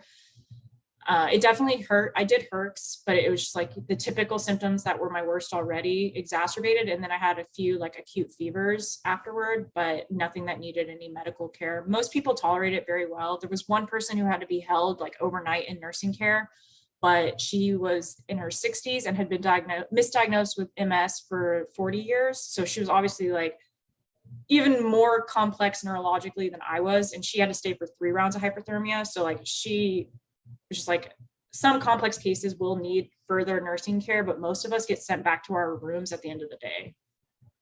So in total, Jeni, how long were you there for? I believe you said it already. I want to make sure. It was 2? 2 weeks, yeah. 2 weeks. Okay. So at the end of the 2-week period, were you feeling any better? And where were you at emotionally? Because you went there thinking, I'm finally going to feel better. I'm going to Mexico. And now where are you at when you're leaving Mexico? I herxed for about a month, mainly GI wise, like vomiting and nausea. And I would say like my insomnia and my joint pain were worse. I'd say like my mental health was relatively okay because I still had the peace of mind of knowing like, okay, I'm going to give it like 3 months and, I don't expect to feel better right now. And thankfully, after about 3 or 4 months, I was about 30 to 40% better. Like I could drive again. I could, again, it was during COVID, or like it is still COVID, obviously, but like I was able to like see people with taking precautions, and like, whereas I had just been like isolated in a room for a year, the first year of COVID, like I could restart reading again. Like I was able to like go on some dates, and it's just like things that I could listen to music, like things I had been so isolated from. Like people don't understand unless they're one of us, like what it's like to be like, oh my God, I can listen to the birds chirp again. I can tolerate TV again. So it's like all these, it was tiny pieces of progress, but collectively it was like very overjoyous and hopeful, giving me restorative hope of like, okay, like these are little baby steps, but it's progress. But I think that's more than baby steps there, Jeni, because you were gone for 2 weeks. Prior to leaving, you were bedbound and horribly, giving up on life, basically, right? You were giving up on life at that point. Within a few months of being back, so 3 months later, you're driving, you're going on dates, you're listening to music, and you're getting your life back. So, I mean, that sounds so simple to healthy, quote unquote, people, right? But I mean, we know I couldn't drive for 2 years, right? I mean, so that in itself is just a transformation, I feel like. So I don't want to underscore how well you did from the treatment of Sanofi, right? So continue to give us some of those examples of how you improved, and then how you went into the next couple of months as time continued on after that. So let's see, that was like through January, February, March, April. I think around April 2021, is when I finally was like, okay, I'm feeling healthy enough that I'm still like super sick and like too disabled to do much, but I started to like think about a future again. Like I was like, okay, someday I'm going to be healthy enough to be a nurse again. Like someday I started thinking about things like, I really want to be a foster mom. And I was like, okay, someday like I can like, that can be a dream again. Like I was able to just stop living stuck in the moment of that debilitating anxiety of like, I have no future, I have no life, like I'm always going to be this sick. And I don't say that in just like, it's a mind over matter, because it is certainly not.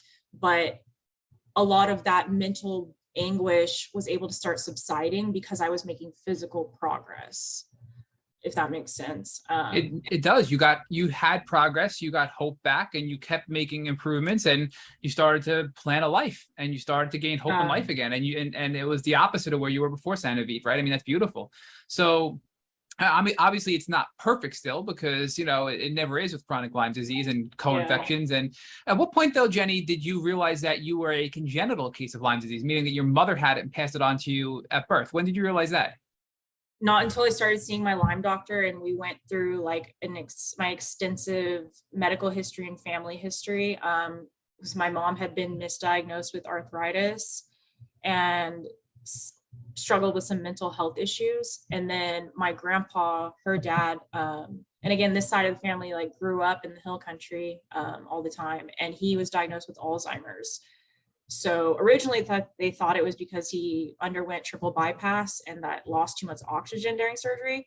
But in hindsight, we think that I'm third generation Lyme, because I have other cousins on that same side of the family getting tick-borne diseases rolled out right now. Well, probably getting diagnosed formally rather than rolled out.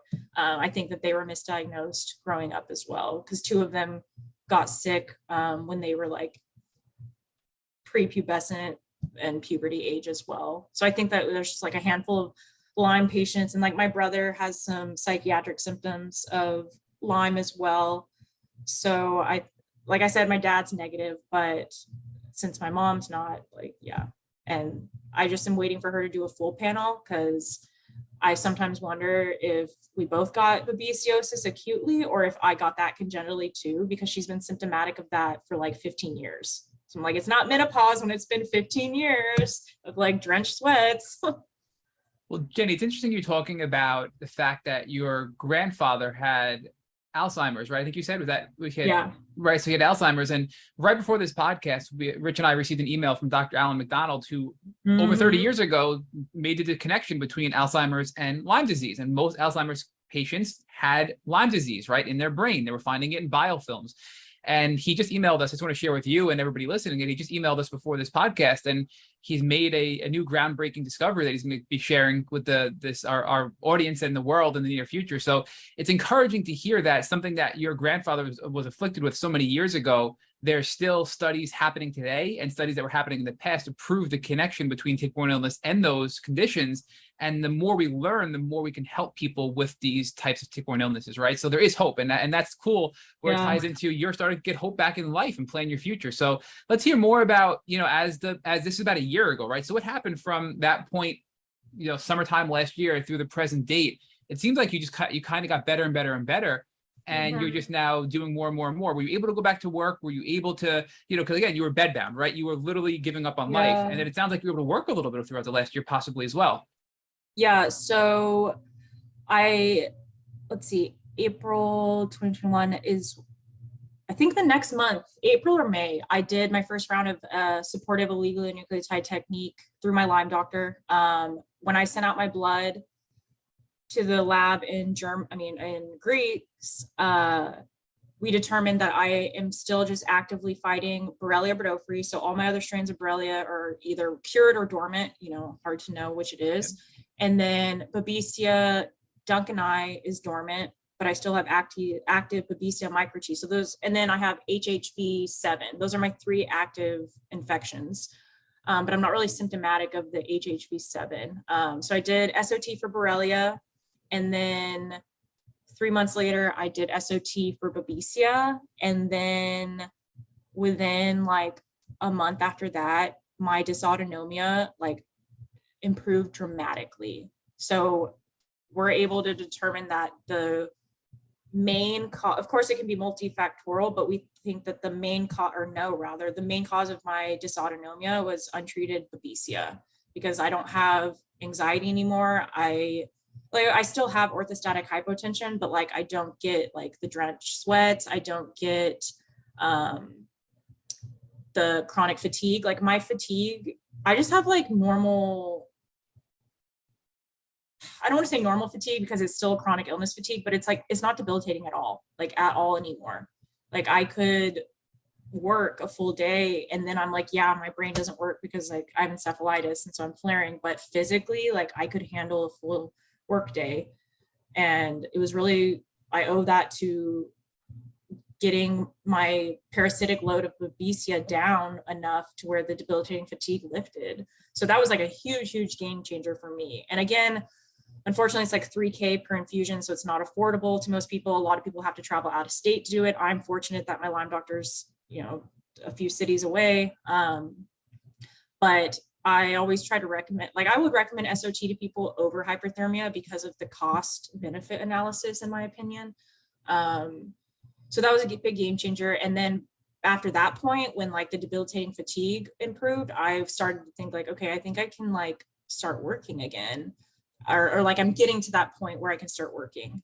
And then after I did SOT, then I just kept working on my mold detoxing, environmental detoxing. And like, how are you doing that, Jeni? What were you using to continue to work on that? Were you doing herbal supplements? What was your plan and what was your protocol for that? Different herbs and then different supplements. I guess just, it's so individualized, but I did a lot of glutathione. I had to do IV glutathione because my intestinal membrane was so damaged that I couldn't even absorb vitamins like that were PO. So I was either doing liposomal or IV for all of my supplements and PO means oral, Jeni. I'm sorry. Okay. No, yeah. You're good. Sorry. Yeah. PO by mouth is like the Latin term, whatever. Yeah, so I had to do IV and liposomal, which again, that's like super expensive. But now I've been able to transition to where everything is by mouth or a few are liposomal still. But I would do like, I added in phosphatidylcholine and super big on glutathione. Probiotics, it's super important that people add that in. I still do and follow like a low mold diet, and I don't have to take anything for MCAS anymore. Like the root cause of my MCAS was living in mold. Like I may still get like a flare when I'm acutely exposed to something, but like I don't even have to take quercetin. Like once I moved out of mold into my apartment, like I improved so much. Oh, and then like B12 IM, because I have the MTHFR gene mutation. And that also is the other thing that helped my fatigue a lot, is when I started doing those injections once a week. And just like bitter herbs for the liver, trying to add back in cruciferous vegetables. And like I said, a low mold diet. So avoiding, like I cut out coffee, I don't drink alcohol, avoid processed foods. Do my best to, and I finally this year went completely gluten-free because I did a stool like microbiome testing and I was like really reactive to gluten. So I don't know if it's the gluten or like the glyphosate technically. I don't know, it's like a whole nother conversation, but changing my diet. I didn't notice huge changes until I cut out dairy, gluten, soy, and processed sugar, like all, because I'd cut different ones out throughout the years. Like I've been dairy free since undergrad.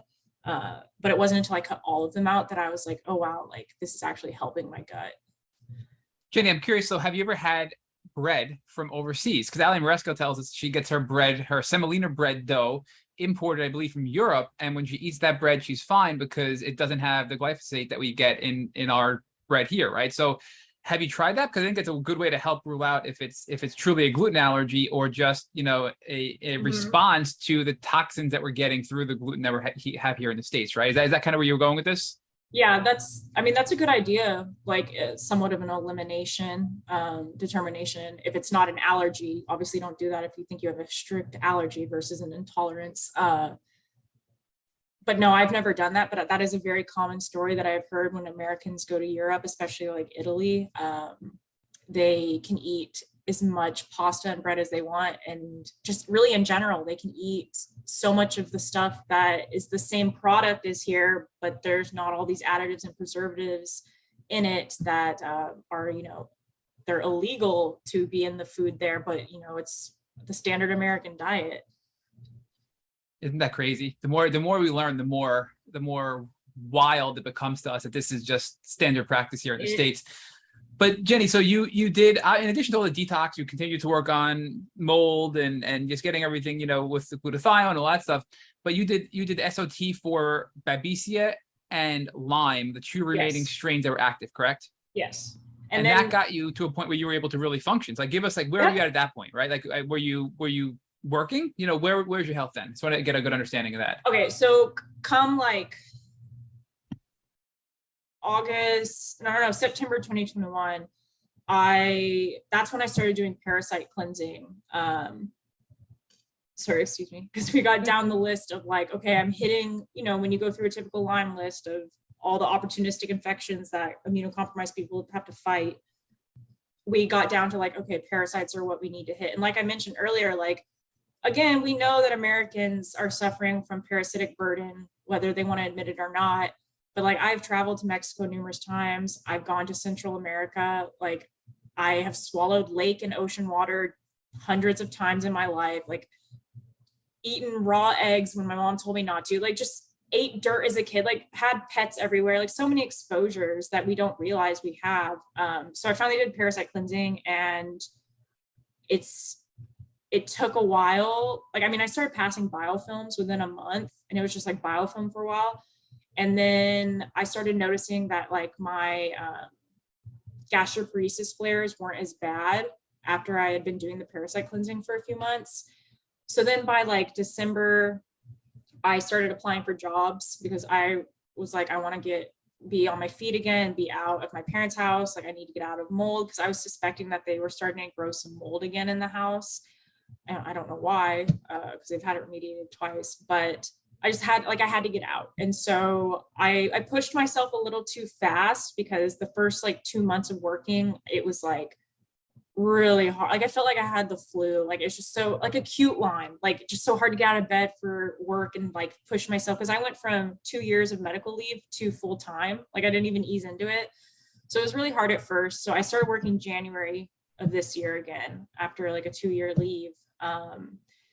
And like I mentioned before we started the podcast, I had to quit because I kept getting exposed to COVID. So I'm looking for a work from home job for nursing right now. But I would say after SOT, it was the biggest two things that have helped since then are the parasite cleansing, and then moving out of the mold I moved into a brand new apartment so that I could be assured I was in safe housing. And then aside from like the VOCs of originally like moving in here and flaring with MCAS, within 6 weeks, I felt like a different person. Like, I was finally, for the first time, like in my whole life, in parasympathetic mode. I didn't feel like I was stuck in fight or flight. Like, I was finally meeting Haslow's my hierarchy of needs, like living in safe housing, which is so. And you think that was the mold, Jeni? So you think moving out of the mold and coming to the clean apartment you're in now was what got your nervous system in a better place? Yeah, I think that was a huge part of it, because again, in hindsight, when I think about the times when I would have severe crippling, because I've had a lot of issues with anxiety on and off, like since I got sick, but the debilitating times when it was like full on panic attacks or like bawling my eyes out, like in the middle of the night in the bathroom so no one would hear me, like just when it was like at an all-time low of just like disabling, I was living in mold. So I really flare like MCAS and psychiatric wise when I'm in mold, like anxiety, depression, fatigue, weight gain, and like rashes and acne are like my big, like, hey, I know I'm in mold like right away. And like my gastroparesis is getting worse. So yeah, I think moving into like a brand new apartment, because like also my parents' house is full of pet and dust allergens because we've lived there since I was in 5th grade. And like we did pull up all the carpets. So I know that helped some, but it's just, I think getting away from all of those environmental toxin and triggers was, especially like lingering mold, was what finally, and then I left behind like all my moldy furniture too. Like I barely brought anything to this apartment. So I do think that was a big part of it. And then since then, I've just been trying to manage with a lot of different herbal tinctures. I'm mainly hitting like dysbiosis right now. So still doing like parasite cleansing, and then I'm on tinctures for like SIBO, and I did do like that stool test. So it showed like the exact types of bacteria and fungi and stuff that are still in my gut. So I've just been hitting all of that since I moved out into this apartment. Jeni, I know we've been talking for a really long time. I know we're pretty much close to the present date, but I want to ask you a little bit more about parasite cleansing because, Okay. you know, I know it's an ugly topic. A lot of people are really interested in it. Some people, I think, you know, some people don't appreciate how important it is. Other people think it's probably more important than it really is. And that's just my personal opinion, right? So Yeah. walk us through the symptoms that it helped you with. Obviously, you had this really big problem with your gut. Your GI tract was just not moving, right? The food wasn't getting automatically moved through your GI tract. So when you started parasite cleansing, you were seeing these parasites come out in your stool, right? Not to be gross, but you're seeing them come out after the biofilm. And as you're seeing this happen, what symptom relief are you getting? And what's the connection between passing of parasites and symptom relief in your body? So I would notice that like symptoms would flare with the full moon. Like I would get the anal itching, I would get the worsened insomnia, and like a little bit of like GI distress and anxiety that lined up with it. So I would notice that I knew I was still actively harboring because of the flares, and then just being immunocompromised my entire life. But then additionally, when I would pass them, then I started noticing over time that because when I flare with my gastroparesis, like I look like I'm in 3rd trimester pregnancy, like hard, swollen, pregnant belly, like and it won't go away unless I just abstain from food and water for like a full 24 hours. Like it's just that severe. So I noticed it getting less severe to where like I would recover from it faster. I stopped throwing up as much. I stopped having like reflux as much. Well, I don't have any reflux anymore. My food intolerances improved. I was able to like because I eat so clean, but even healthy stuff was making me sick, especially like cruciferous vegetables. But now I can eat like broccoli and cauliflower and Brussels sprouts, and I couldn't eat those for years because I would just like produce so much like gas and flatulence like in my abdomen too. And like my acne started getting better because I would flare with I would get more acne when I would do my parasite cleanse and then like go back to baseline. So it's like that, like you're harboring them because you're having that active die off. And then like the thing with parasites is that they harbor so much of these other pathogens and toxins inside them that if you're not, they're contributing to your immunosuppression. So like you said, they're not the only piece of the puzzle. And I'm so frustrated when people are like, Lyme is really Epstein-Barr and everyone just has a parasite. And it's like, these are all different things, y'all. But I do think it plays an important role in that we severely in Western medicine to this day continue to underestimate how common parasites are and how much they play a role in the average chronically ill person's life, not just Lyme and other tick-borne diseases, but just chronically ill people in general. Like so many of them are also immunocompromised and just don't know that because doctors haven't done further diagnostics to like confirm it with labs. So they don't realize that like they're not able to pass these parasites like a healthy person, or for it to just exist somewhat symbiotically in the gut like a healthy person can. So I definitely think it's an important part of a treatment protocol, and it's something I didn't add in until this past year. And it's something I wish that I had hit sooner too, but it's definitely not the big answer that like cures people or something. I couldn't agree more. And it's not just parasites for me. It's anything. Even just to say Lyme disease is the end all be all. It's not. Lyme disease exactly. is one thing, right? It's one thing you have to address. So when people say, if I treat parasites, I'm going to get better, I'm like, that's not true. And the same thing is saying, if I treat Lyme, I'm going to get better. Simply not true. If you're chronically ill from Lyme disease, you don't just have Burley-Burgdorferi, right? And that's kind of Exactly. where I think people need to realize it's not going to be, I found the thing that's making me sick. There is no one thing making you sick. It's not just parasites in your GI tract. It's not just Lyme disease. It's not just babesia, right? It's not just mold exposure. All of them collectively are weakening your immune system. They're causing inflammation. They're doing a ton of things to you, right? But I think it's a mistake to think about one treatment or one pathogen as being the end all be all when it comes to that. So give us an idea of where you're at today, right? I mean, it's so cool. I just want to say before I ask you my final question, Rich picks up. I just want to say, Jeni, that the story has been beautiful. It's so cool to hear how, and I'm sorry that you were there, but that you lost hope. You were bedbound. You were just hoping you wouldn't wake up because you've given up on life. And I personally know I can relate to that, right? I think many people listening to this podcast can. So if you're listening and you're where Jeni was, or you where I was, and you want to give up on life, listen to this story. Listen to what Jeni went through. You can get better. And I mean, it's just so cool to see you doing so much better now, Jeni. And I'm not saying you're 100%, right? I know we're not. Yeah. I'm not. You're not. But we have a better quality of life. We're functioning. We can be happy. We can do things. So I just want to stress for people listening, do not give up. Keep fighting. Jeni's an inspiration.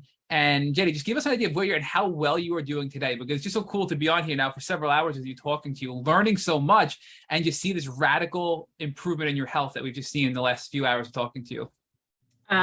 Yeah, I would say I'm about 70% right now. And like I've always said transparently, that I had to accept that I was going to be a chronically ill and disabled person for the rest of my life at a very young age. And I think that's something I want people to hear as a reality, is just that the focus should be improving your quality of life, if anything, and then trying to fight to obtain remission. But a lot of us have to just accept and understand. And I mean, like, accept as in, it takes a long time, and it takes therapy, and it takes the inner work for you to some people to just be able to accept, like, I'm never going to be 100% again. And I'm not trying to like discount how hard it is to get to that point, but it's just, I think I've been sick for so long that I don't mourn like what I used to be, because all I know is being sick. And there is some toxic positivity in the community of people who make a 100% recovery by different circumstances, of like, whether it's like, well, they didn't get infected until adulthood, or they're like me and they had access to all the financial means and the best doctors in the country, so they were able to make a turnaround completely. There's, multifactorial issues in there, but I just want to stress to people that, like, you can be as complex of a case as me and still make improvements, and that there's nothing wrong with having to be sick and disabled. Like, yes, we deserve to feel healthy enough to where it doesn't impair like our activities of daily living and like make us mentally suffer.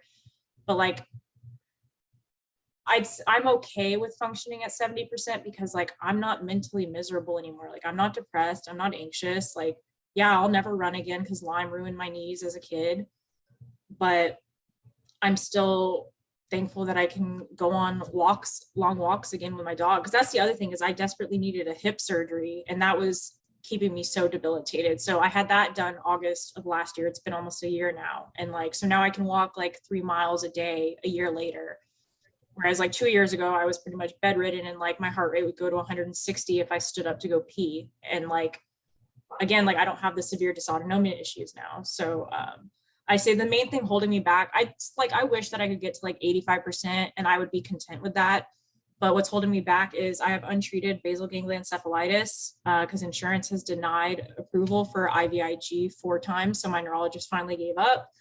And then my IgG deficiency, again, I need IVIG for both those diagnoses because the 5 doctors have concluded like I'm never going to get fully in remission and be able to have like a somewhat developed immune system unless I get like immunomodulating therapy, whether it's IVIG, plasmapheresis, peptides, exosomes, dendritic vaccines, like, all these different things, but they're all so inaccessible even to me with someone who has a financially stable parent. especially during COVID, it's like I can't fly anywhere safely because no one wears a mask. So it's like I'm not going to get COVID just to go see a doctor and then like get worse. Like I'm just not willing to lose that. So I am healthy enough to where like I can work and I can take care of my pets and I'm independent. I do still have to rely on my dad financially for help with my medical bills. Like that's just the reality. And I used to feel a lot of shame and anger and cry about it when I was growing up, but I'm lucky to have a parent who promised me they would always make those sacrifices to, you know, get me as healthy as they can. And I wish that everyone in the community had that opportunity. But I also do want to stress that that I've learned over the years, like there are inexpensive ways that, you know, it's going to be a lot slower of a game to get there to make the progress versus like how fast I progressed after hyperthermia. But I just want people to know that you can make progress. Like I was so sick for a solid 16 years. Like I would have some better phases where I did well, but it wouldn't even last a full year before I would relapse again. And it was never remission. It was just like quality of life improved. And then it wasn't until I recovered from my hip surgery that I could say that I finally have well-managed chronic pain. Like I live with like a 4 now, and I used to live with a 9 out of 10 for almost my whole life. So that was like a huge game changer too, of improving my quality of life, is getting the joint surgery and getting the infectious burden down to where it wasn't causing like all these neuropathy and joint pain issues.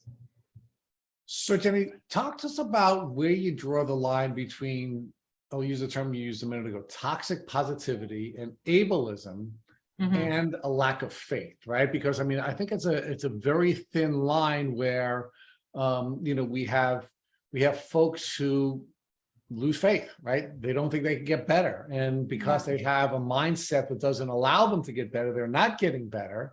But then we have the other extreme, and the other extreme, of course, is this ableism and this toxic positivity. So how do you draw that line? Because it looks like you've done it very well. I think part of it comes from the fact that I've been sick so long that I experienced a lot of the ableism from such a young age that I've had over a decade to like absorb it all and digest it and listen to others in the community and form a bond with other disabled people. And so by the time I've like, you know, got to adulthood where I met like newly disabled and newly chronically ill people, it was just, it's been, I guess, kind of frustrating. I think one thing is people who are newly sick should really listen to like in quotations, elders in the community, just because everyone, like we live in an ableist society where we're all born, we're raised in environments that encourage ableism. And like, I mean, we've seen it with COVID, like disabled people have been left behind from the get-go. Like we're just not valued in society. And I think I just think with the disability community, like especially with Lyme, that I don't know, I feel like I'm ranting. There's just people who You're not. I don't think it's a rant at all. I think it's an important conversation that we have to have, right? Because I'm concerned about, again, I'll use a term I'm making up, disableism, right? Where people are almost encouraged to give up the fight, right? As opposed to having a mindset that will allow you to heal as far as you can heal, and having a belief that you can heal so that you can have the improvement. Because the emotional piece of healing is probably even more important than the physical part of healing. I think it comes down to a lot of different like social factors. Like, does this person have a community network of people, not just online, but like in their own home? Like, do they have a safe home environment? Are they in like a domestic violence relationship? Do they have narcissistic parents who aren't getting them treatment? Are they Black, Indigenous, or a person of color where they already have to deal with medical racism on top of that? Are they someone who lives in an urban or a rural area where like they don't even have access to anything other than like one primary physician for a whole town? Like, there's just so many factors, like depending on like where you grew up in the country. And I think I'm just one of those people who is very fortunate that I have always had a very good support network financially, socially, and like I live in a good city. Like there's Texas does have some really good, like Houston and DFW, like we have some really good hospital systems. So I think that I know I have an advantage, and then I'm white. Like I have a white father. Like that really, people do not understand unless, minorities understand this, but other white people, like we really don't understand like how much of an advantage we have. And that's part of where I see like the racism and ableism within the community, is that just getting the diagnosis of Lyme is a privilege in itself. And there are hundreds of thousands of people who can't even get that diagnosis. So when you see like, oh, it's this rich white women getting diagnosed with Lyme, well, it's like, okay, well, think about why that is. It's because we have better access to healthcare. So you're going to see like some toxicity of people who just have always had privilege in life because of the color of their skin and their economic and social financial status. And there's just people like that who, sure, there are some amazing people in the community, like Yolanda Hadid. Like if you've read her book, like she talks about how like, why isn't care accessible for everyone? Like if I can barely afford this, no one else can. So it's like, we need more people with privilege to approach it from that perspective, instead of shooting down on people who share their story, who are poor or Black. And then other white people are like, well, we face ableism and gaslighting too. And it's like, no one said you didn't. It's just, this is just another additional burden. And these people who don't have financial privilege to get an early diagnosis before it's disseminated, which again, there are medical studies that show that people of color get diagnosed later in the disease process. So it's just like a lot of people in the community who are affluent and have resources to care don't want to acknowledge this, and they get very offended because they're bringing in lateral ableism and their own internalized ableism. Because but Jenny, remember, when you're in the fishbowl, you're always going to ask the question, what is water? Right? I mean, that's a part of their experience as well. But we do have to have conversations like the one we're having now, so that we can start to talk about the challenges with the system. And we should be talking about how to heal on a budget, and we should be talking about the tools that can be available to everyone. Because if we just focus purely on privilege, and we purely focus on people like you who have had the resources that you've had, it could cause some folks in the community to believe that they can't get better because of the circumstances that they find themselves in. And that's just simply not true, right? Because we've had this debate with people. I mean, when we post on social media about a particular celebrity, and we've had it both ways. We've had folks say celebrities are not accepting the responsibility of using their platform to advocate for the community, right? And they criticize those celebrities who may or may not be in a place where they can do that emotionally. And then when we do profile the celebrities who are willing to be, willing to use their platform to advocate for the community, the argument we have is, well, the reason I can't get better is because I don't have the resources and I don't have the privilege that a celebrity has, right? Which is simply not true, right? Because in the end, Jenny, yes, you had some privilege. Yes, you have supportive family. Yes, you have family that has financial resources. But in the end, it was actually your resourcefulness that allowed you to get better. Yes, you had access to more resources. Yes, you were because you had some financial protections, you were able to get to things earlier. But in the end, you kept trying and trying and trying and trying. And if it didn't work, you fought through it, and then you try something else, and you try something else, and you try something else, right? And that's really what allows people to have success. And it's actually the resourcefulness, not the resources that people to get better. So I think we have to be careful when we're having this conversation, so we don't scare people who are not wealthy into believing they can't get better. Yeah, and I don't want that to ever be my intention. I just think it's very, especially after talking to like hundreds of other people who are sick, it's just, I think it's very important to at least recognize that, so that people can feel seen and heard. Because that's one of the most important, that's part of why I'm so vocal about everything. Is like, one, I want to raise awareness, but I also want people to feel understood and heard, because no one understood me as an angry, scared kid hurting. And it's like, I can brunt the ableism from people like online, and like to the point where they just block me because I get them back so good they like can't cope. But anyway, I think the problem is that people will, instead of just being like, okay, I hear that medical racism is another barrier in the Lyme community, instead of just saying like, hey, I get that, and like, like, let me support you and help raise awareness. It's like people get extremely defensive and like traumatize BIPOC people with Lyme even more than they don't need more trauma. So like, that's what I mean by that.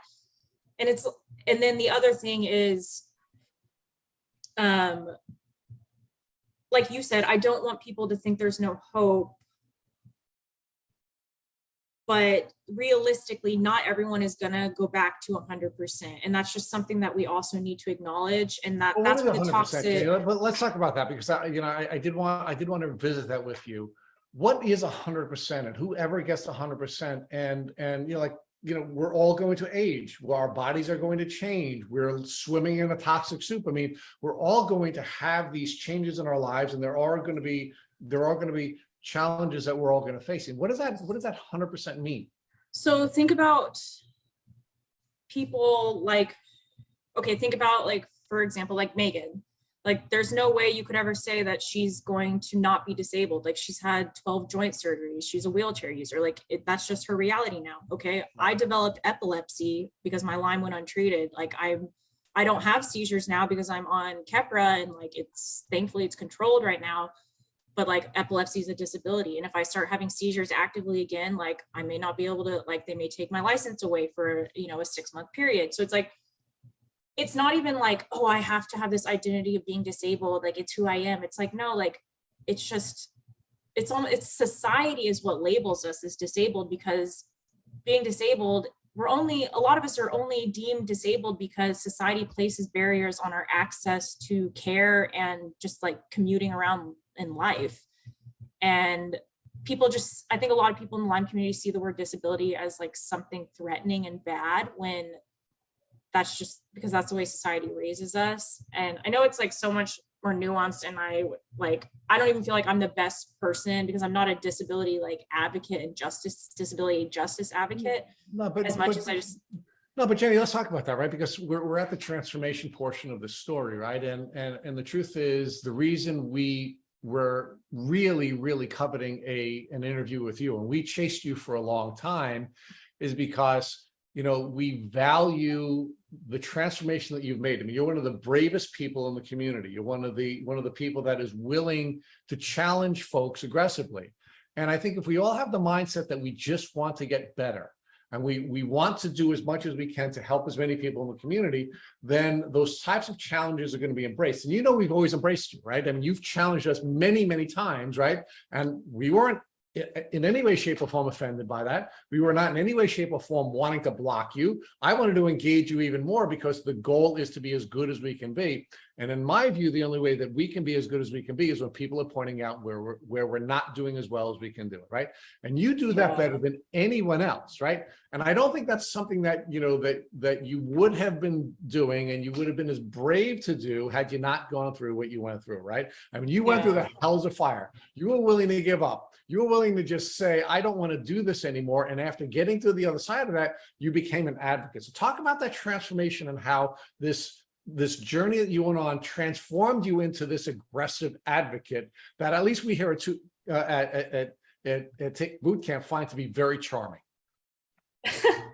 Yeah, I can be a little much for some people. I'm pretty obnoxious, but I really don't care. I think I'm just so passionate about preventing other people from going through the same hell and feeling isolated and alone. And unfortunately / fortunately, because I say unfortunately because it shouldn't take this, but I think once I became a registered nurse, that kind of changed the game, and how I was treated by physicians and peers. And I'm taken so much more seriously now in appointments. I don't have to make my dad or brother go with me. Like, I don't go into these appointments like terrified that I'm just going to be disbelieved and gaslit, because like, I know my stuff so well that like, I outsmart most physicians in the realm of root cause medicine.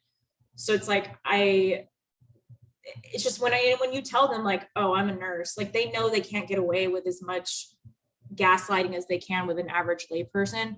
So I think I take advantage of that background of like fiercely advocating, because just having the credentials behind my name, and that's why I have it on like my social media handles, because other people were like, you should add that, so that unfortunately that's what it's going to take for people to listen. And so I think just once I finally got my formal diagnosis, because I was already a nurse for 2 years when I finally got diagnosed properly. And so then once I realized like, oh, this is super complex and like, I'm not going to get better and like, no one knows how to treat this. I just started getting super passionate about making the information more accessible to the masses, because I've always been passionate about public health, and I think community health and educating lay people is so important. Preventative medicine is the key to prevent suffering, obviously, and I'm passionate about that. And so I think that altogether just drives me to never shut up about this stuff. Well, but Jeni, and in the end, right, the medical system is failing both the physicians and the other and medical professionals, and it's failing us as a patient community, right? Because really what's happened is the industrial medical complex has set us up into believing that when we don't feel well, we should walk into a doctor's office and the doctor will be able to quickly diagnose us and give us a pill and get better, right? So we're not encouraged to respond with ability. And the doctor is now put under tremendous pressure because he, she, or they are in a position where they don't have a lot of information. They don't have a person that's taking responsibility for their own health. And we have this conflict. So on the one side of the coin, we have patients who are feeling gaslit on a regular basis, because we are. And then we have doctors who are burning out, right? Yeah. The system's failing both sides. It doesn't work. And it's all because we've been set up to believe that the system, the industrial complex, will resolve all of our problems quickly. So we don't have to take responsibility, which, by the way, we here at Take Bootcamp define as responding with ability, and they are expected to be miracle workers. It's impossible, Jeni. It's an impossible task, and it's really just that, you know, a system that's designed to enrich a very small group of people who are either producing devices or producing pharmaceuticals. I mean, isn't that really where we are? Yes, capitalism is a nightmare. We need universal basic income and universal health care. We need big pharma, and insurance should not be able to dictate our access to care and what physician, like insurance is practicing medicine instead of physicians. Like, it's cruelty, and the good physicians are burning out, like you said, because the system's just collapsing. And it's like people who are good, who are well-intentioned and pure in care, that's why they're burning out, because they care and they just see so much suffering and they feel helpless. And so then they start suffering like mentally, and because like healthcare, like suicide and burnout, and I don't even think burnout's the right word, because we're being, not what's the word? We're being abused by the for-profit healthcare system. So I like, when you're in an abusive relationship, I don't think it's burnout. I think it's just like you can't take the abuse anymore. And so good nurses and good doctors are leaving. Like, it's just, again, I think we can define burnout in a lot of different ways, right? I mean, again, if you want to use another term to define, you know, exploitation, that's what I was looking for.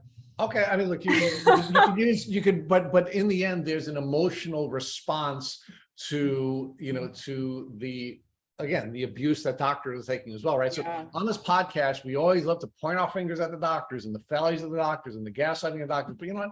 It's just not, you know, people become doctors because they want to help. They become doctors because they want to help people improve their lives. That's why they want to become doctors. They're not bad people who are looking to, you know, to tell you you're not sick. That's not who they are, right? I mean, it's just simply not, it's simply not a fair perspective. We're never going to solve these problems if we don't properly identify the problems. And it's another one of the reasons why, you know, we've come to love you, because you're willing to challenge those types of issues. And again, I will disagree with you about capitalism another day, but I do think that we can agree that we're never going to solve this problem unless we look at both sides of this problem.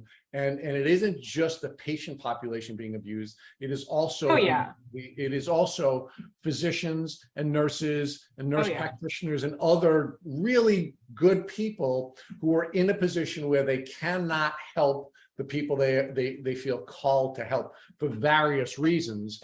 And, you know, and patient empowerment is one of the things that, again, I think aggressive advocates like you are helping us to understand better. So again, we do love you, Jeni. You're awesome, and your transformation has really been beautiful. Both, I think, from the standpoint of the achievement that you've been able to make in your health journey, but also in the transformation you've made and the leadership role you've been willing to take in this community. It's really very powerful. And we really thank you for being willing to put yourself out there the way that you do in a very, very brave way, especially for someone, again, I'm an old man, so I'm not making an ageist observation, but as an old man who has children around the same age as you, I admire you for being as brave and as aggressive as you are at such a young age.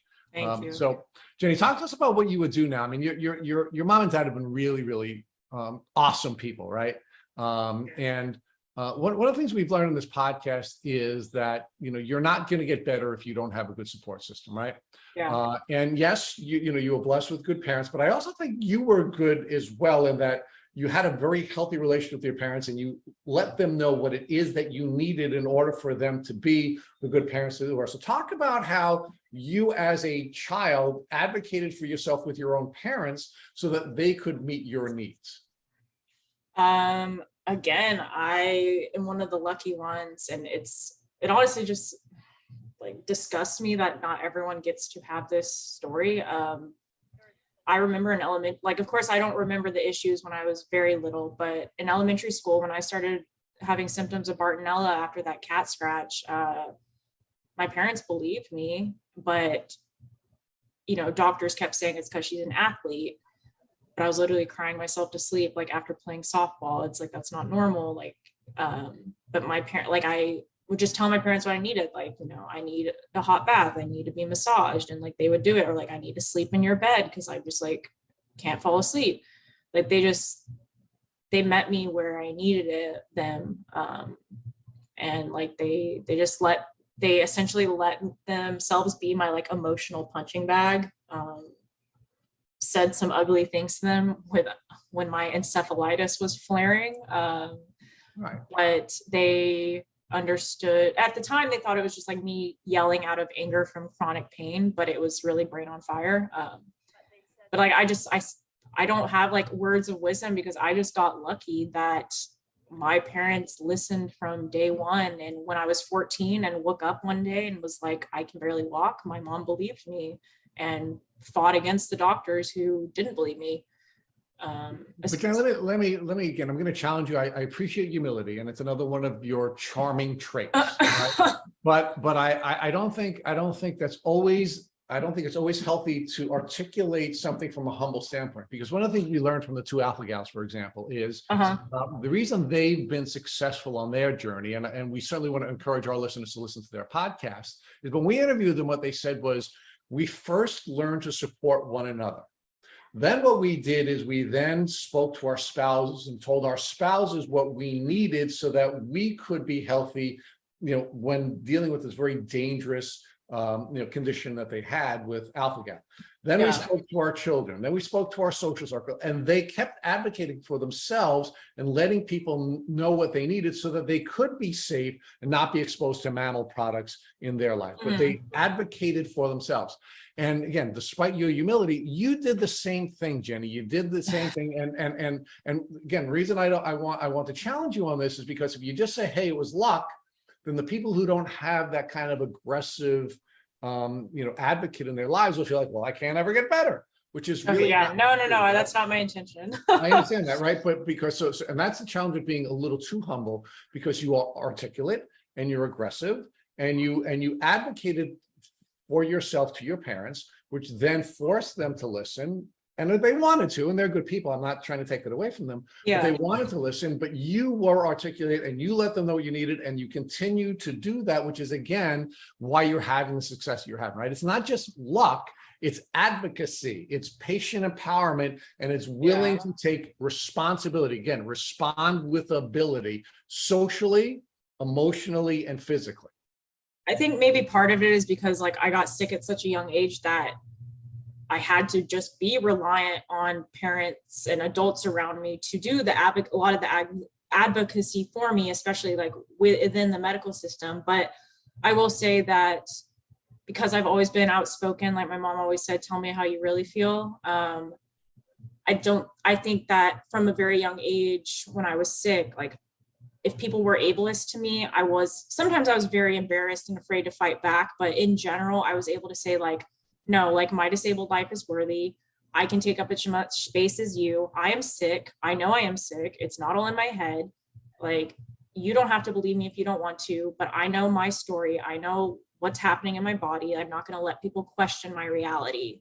So I think like preventing myself from like self gaslighting and like mentally abusing myself from the get-go was something that really helped. And overall, it's just like reaffirming to myself, like, this is real, what your experience is real, and you deserve help and you deserve answers, and don't give up until someone listens to you. Someone will listen eventually. So from my own, I'd say on my own end of advocating for myself from a young age, it was just knowing from the get-go, like, I know I'm sick and I'm not going to give up until someone listens. Right. So let me focus on something else with you again. It's something I wanted to challenge you on. I have 4 children. One of my children has special needs. And I've had people ask me, how is it different parenting your child with special needs as opposed to your other children? And my response is, it's no different, because every one of my children had special needs. Every one of my children had different issues that we had to deal with together during the course of our parenting experience. So my child with Down syndrome was no different than parenting any of my other children, because every person has abilities, every person has limitations. So I think one of the dangers with using these terms like disability is that what we're not doing is we're not looking at the full spectrum of who we are as humans, and how we are going to be gifted in some areas, and we're going to have, limitations in other areas. Like, God has made some of us with very, very special talents in some places, and everyone has talents. I don't care who you are. And some of us are, not going to be as talented. So I think we have to be careful when we're using terms like this, because there's no perfect person. That person doesn't exist, right? Yeah. And we should be spending more time focusing on the superpowers and the things that make each one of us unique and special, rather than on those things that are causing us to have challenges. So, I mean, that's part of the problem, is seeing disability as something inherently negative or like a bad connotation, when it's just a word. But that's our ableist society. It's like, people think it's some dirty word. They think it's such a dirty word that they have to come up with all these euphemisms like specially abled or differently abled, or some straight up slurs, instead of just saying the word disabled.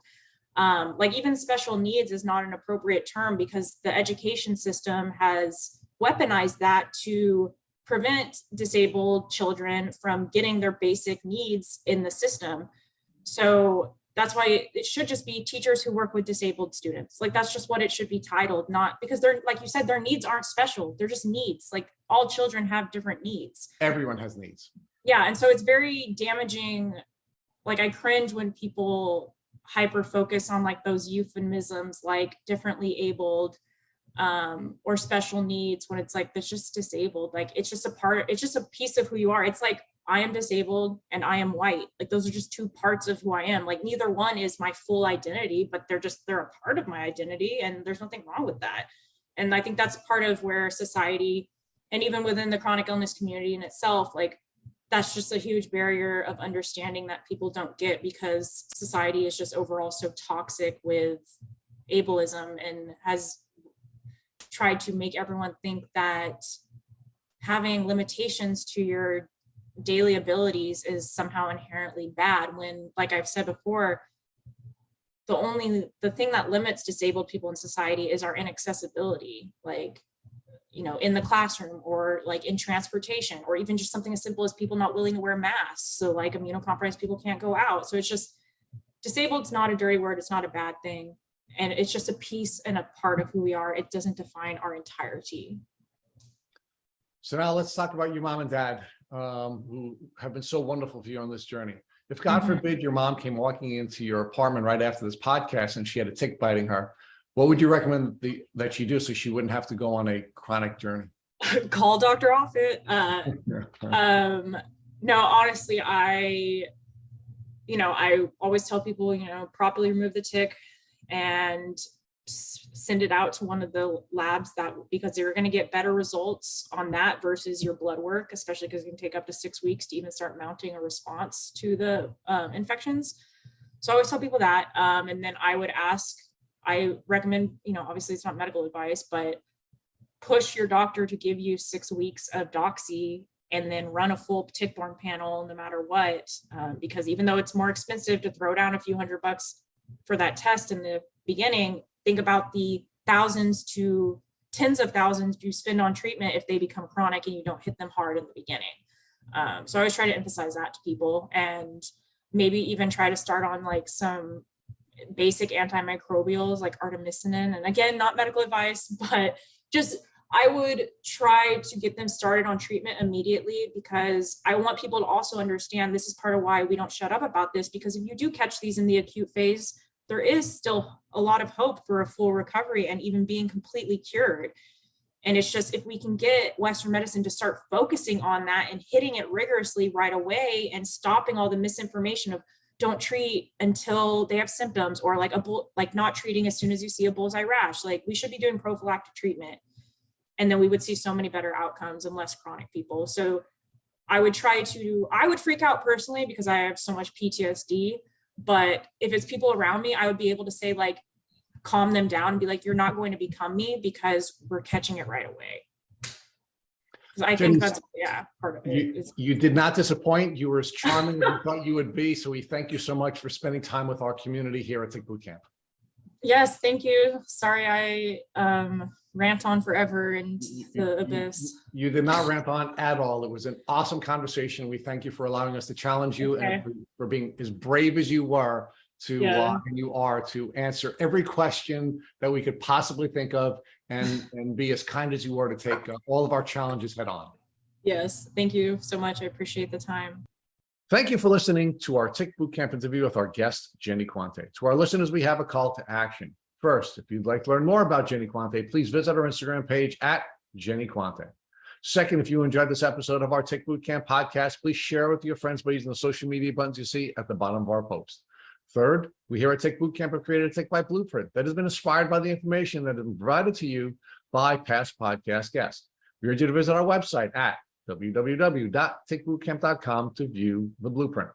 Please note we would appreciate any input or any improvements you would like to share with us. Fourth, don't forget to subscribe to this podcast on Apple Podcasts, Google Podcasts, or Spotify to get your automatic episode updates of our Tick Boot Camp podcast. And finally, we thank our community for your comments on our past podcast episodes. Please take a minute to leave us an honest review on Apple Podcasts, on Instagram, or on our website. We make it a point to read every single one of the reviews we get. Thank you, as always, for listening.